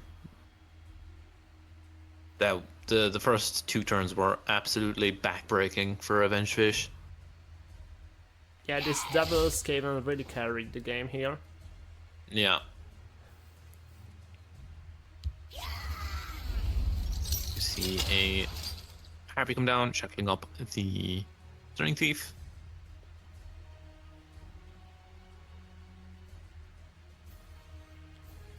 Surely you there's just a- developed a bit. Go on. Yeah, surely you just developed a Bitterfish here just for body. I just tried to say that as a Megacat's list curves higher, so as the game goes, he doesn't even need the hand advantage. He will just have the value advantage over time. And So yet you see he has Cradle hand Crush. Cradle Blades Crush coming down and Shadow. Cradle Crushing Dreams. Oh. So now you go back to field. Yeah. Can't say they're the giant. And the fingers. You don't even need to play it this turn. We had what, turn 2 Skaven, turn 3 Skaven, turn 5 double Skaven with the Cradle Crush. It's basically just 2 Skaven Pyromancers stapled together. And the stats as a good shuffle. Yeah. It's just two Skavens in a trench coat. And now Avenged Fish has no hand. And Here come the Magnificent giants. has all the time and value he needs to win this. There is a Leaf leaf Rock rocker. off. Solid draw, but not going to be anywhere near enough. Fingers cleans up this board. And the Mighty Mighty Conjuring is also incredible off the top. Yeah, you just need to not go face for a while before you have full Yeah. control of this game. I mean, you could be cute. You could belligerent bounce your own Cradle Crush. And this just opens up for fingers. Yep. You can fingers develop your Daggerfall Mage. Yeah, Megak just having everything in hand to be able to defuse the early aggression.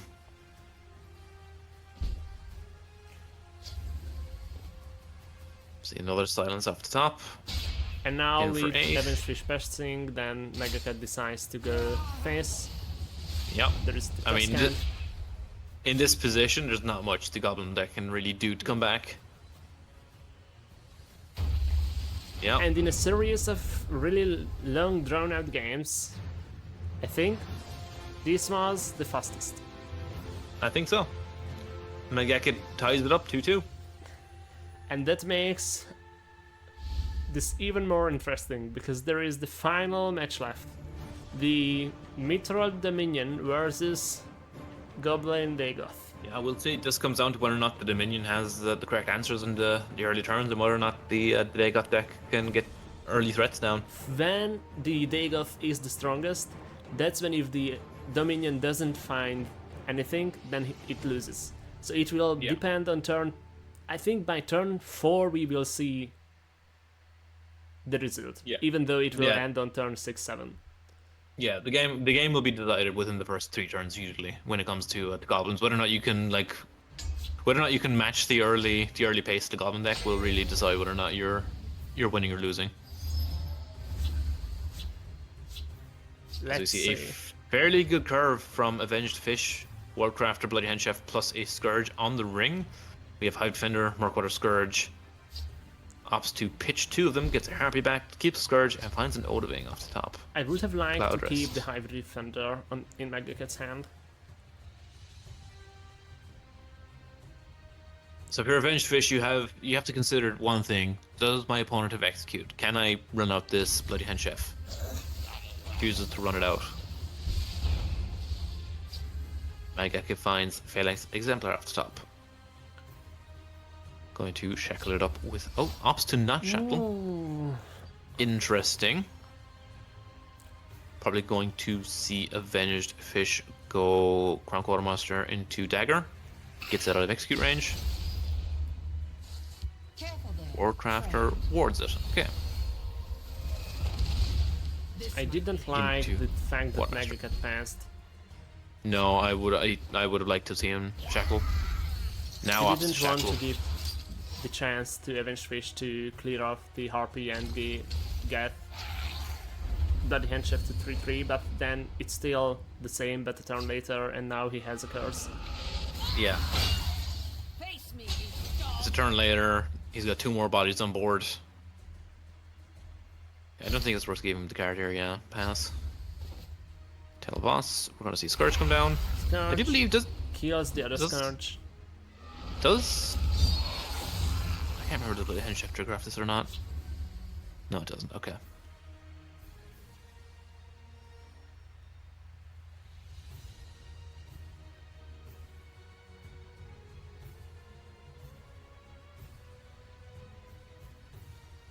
Look at all the Skaven value. The cards come down, pops the opposing Scourge. I'm gonna get in for damage here. This will be just Skaven and Shadow. Yeah, that's what I'm thinking. We're gonna see Dagger plus Skaven Shadow. Oh, See, okay. never mind. That's a Not Channel anymore. Storm.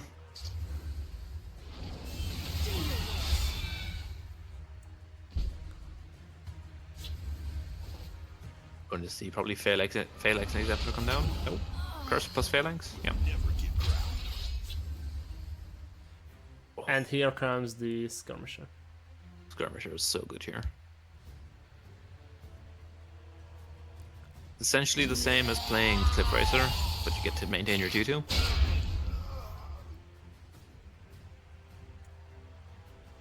No point attacking here. don't underestimate. Oh, risky attack.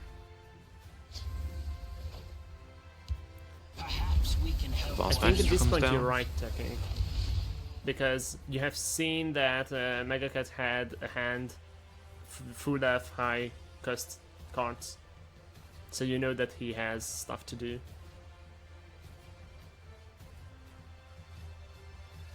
This is 10 damage this turn. With Cliff Question is- Racer. It's 14, so that's into 14. 1. The question is if you're a Avenged Fish, like I don't think you care about the Teleboss. I think you just break the Face Ward and just go all in. I could see an argument to break the Talbot's ward with Skaven. So you attack face for 10, then play Skaven and you're at the 3 cost. You have Cliff Racer next turn. And you just broke Talbot's ward, so okay, I'll try to draw Cloud it's Rest. still fine.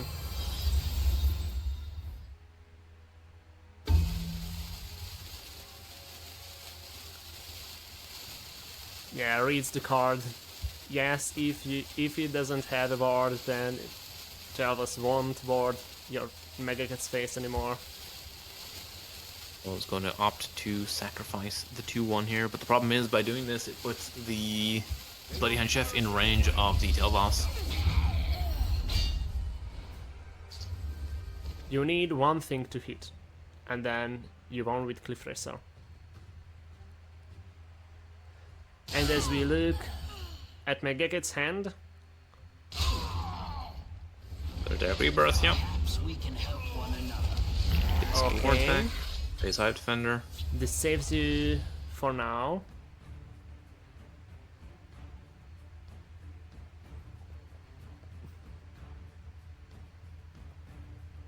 This now sets up Dawn's Wrath for Mag.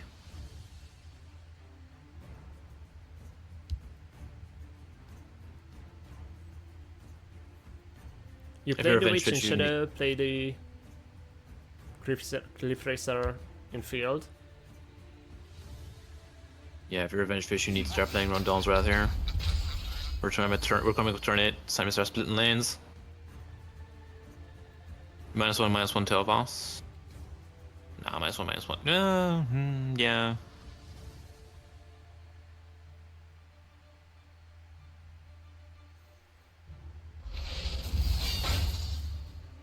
Awkward picking a target because the math is just not. Nah, If you play don't, this in don't do Shadow, it. then you have guaranteed lethal next turn, even with Dom's Wrath. Don't play it field. Yeah. If you play it yeah. in Shadow, you have won. And that's Yeah. it. Yeah, splitting the lanes. Let's go. And this means that even with Dom's Wrathing Shadow, Megacat cannot clear both the Witch and the Bloody Hand Chef. And if you clear the Witch, you break Talvos's ward, and then you don't get to face ward. And if you just pass after having Dom's Wrath at Shadow, then the Milkwater Witch breaks your face ward, and the Bloody Hand Chef connects. And that will be game 5 of the final quarterfinals in the 4th summer tournament. Avenged Fish is taking the match 4, so the final seed, in the final stage next weekend. Congratulations to Avenged Fish. Can you remember when Telvos just gave you a award regardless? So this is how the final bracket looks like. We have Avenged Fish on seed 4, Yum Yum on seed 3, Endezer on seed 2, and Rospierdal on seed 1. And we A lot will of see very them close series. next week. A lot of very close series. This time round, a lot of 3-2s. What do you expect will change around the lineups for next weekend? We have Rospierdal, who was running aggro. We have Endezer, who was running aggro. We have Avenged Fish, who was running aggro. And we have Yum Yum, who was running aggro plus the Alter Monk. I think a lot of times what happens is during qualifiers and the run up to tournaments, people will play a lot faster decks, hoping to catch people off guard. But what's going to happen now that we're in the top 4? We're going to see more than likely a lot more mid range come through. People are going to start bringing back mid range Battle Mage, mid range Guildsworn, that kind of thing. Just more generalized, general purpose decks that can fight against whatever your opponent may have. Aggro's great when you're expecting people to have slightly slower, more value based decks. But I think we're going to see a slight slowdown now that people are going to be expecting more aggro. So I wouldn't be surprised to see a lot more mid range. I actually think because of just how people have a generous playstyle, I think we will see just a step back on the aggro, but we won't see mid-range decks that much. Well, the thing is, I know Indo plays a lot of like super low to the ground aggro decks. Like I said, I've played against him in tournament. I'm very familiar with his playstyle. But mid range, certain builds of mid range have a lot of game against that. Think of like mid range sorcerer. Mid range sorcerer is very very good at dealing with like early boards. You've got a lot of small cheap warded threats, things like Winky Spellsword, things like Wardcrafter, Sorcerer's Negation can pick off a lot of smaller creatures. And then as you transition up along the curve, you start getting more and more threats that can trade super efficiently with your opponent, as well as the ability to have reach in the form of like firebolts from Cunning Ally. You've got Channel Storms, Lightning Bolts, You could even slot in Fingers of the Mountain if you really wanted to. Lesser wards can make that cheaper while also maintaining your board presence. So yeah, I think, well, I hope at least, based on my knowledge, my own personal experience in the game, generally it slows down to more mid-range. So I'm hoping to see a lot more mid-range. Maybe not the traditional mid-range decks we're used to seeing. I'd like to see more decks like mid-range Sorcerer come back through. I think mid-range Sorcerer in a meta game with slightly more aggro decks is going to be a lot better. But yeah, we'll have to see what people brew up. They only have a week to finalize lineups and such. But I think some lineup of maybe like mid-range Sorcerer, mid-range Dagoth, and then 1 or 2 aggro decks to back it up, I think is going to be a pretty standard lineup. So looking back on today, if you would have to pick, let's say one, but it can be more than that, moment that has stuck with you, what would it be? It's got to be Spymaster into Pathmage, into pull 1-drop, draw cards, into Barrelzar's Tinkering, into Tinker, make Malamnir clear board. Yeah, no recency bias. No, absolutely not. No. I will pick the turn where Yum Yum brought it back against Koa on the Crusader's Assault, Squish the Wimpy. So Squish, yeah. That turn was very OP, and I pretty much liked it because of the draw. You can buy me anything with a good draw in the deck. Yeah, no. Anytime Balmora Spymaster does anything that I don't like, it sticks in my brain and it gives me PTSD. So, before parting ways, let's quickly just look at our streaming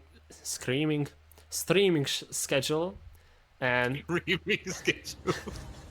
it's July the 30th, so this was the qualifier for the 4th summer tournament. Next weekend on Sunday, July the 7th, we'll be coming with the final stage of the 4th summer tournament. After that, on the 14th, it is Heroes of War the closed beta tournament between Eros, Nocturnal, me, and Eye of the Restless Storm. I should have said Eye of the Restless Storm before me. And on July the 21st, if we manage to play the matches by this time, then it will be Heroes of War the closed beta tournament's draft phase. So, thank you for watching today, and thank you for casting with me, Core. yeah, always a pleasure. See you next weekend. Bye. Bye-bye.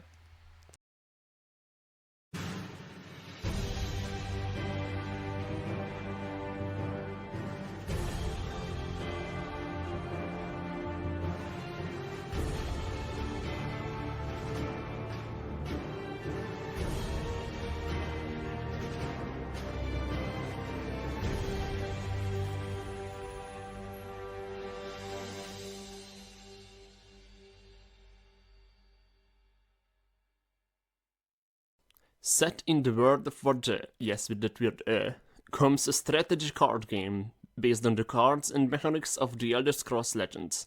Completely free after you buy Tabletop Simulator for 20 euros, with great opponents since you have to invite them yourself, where the stakes couldn't be higher.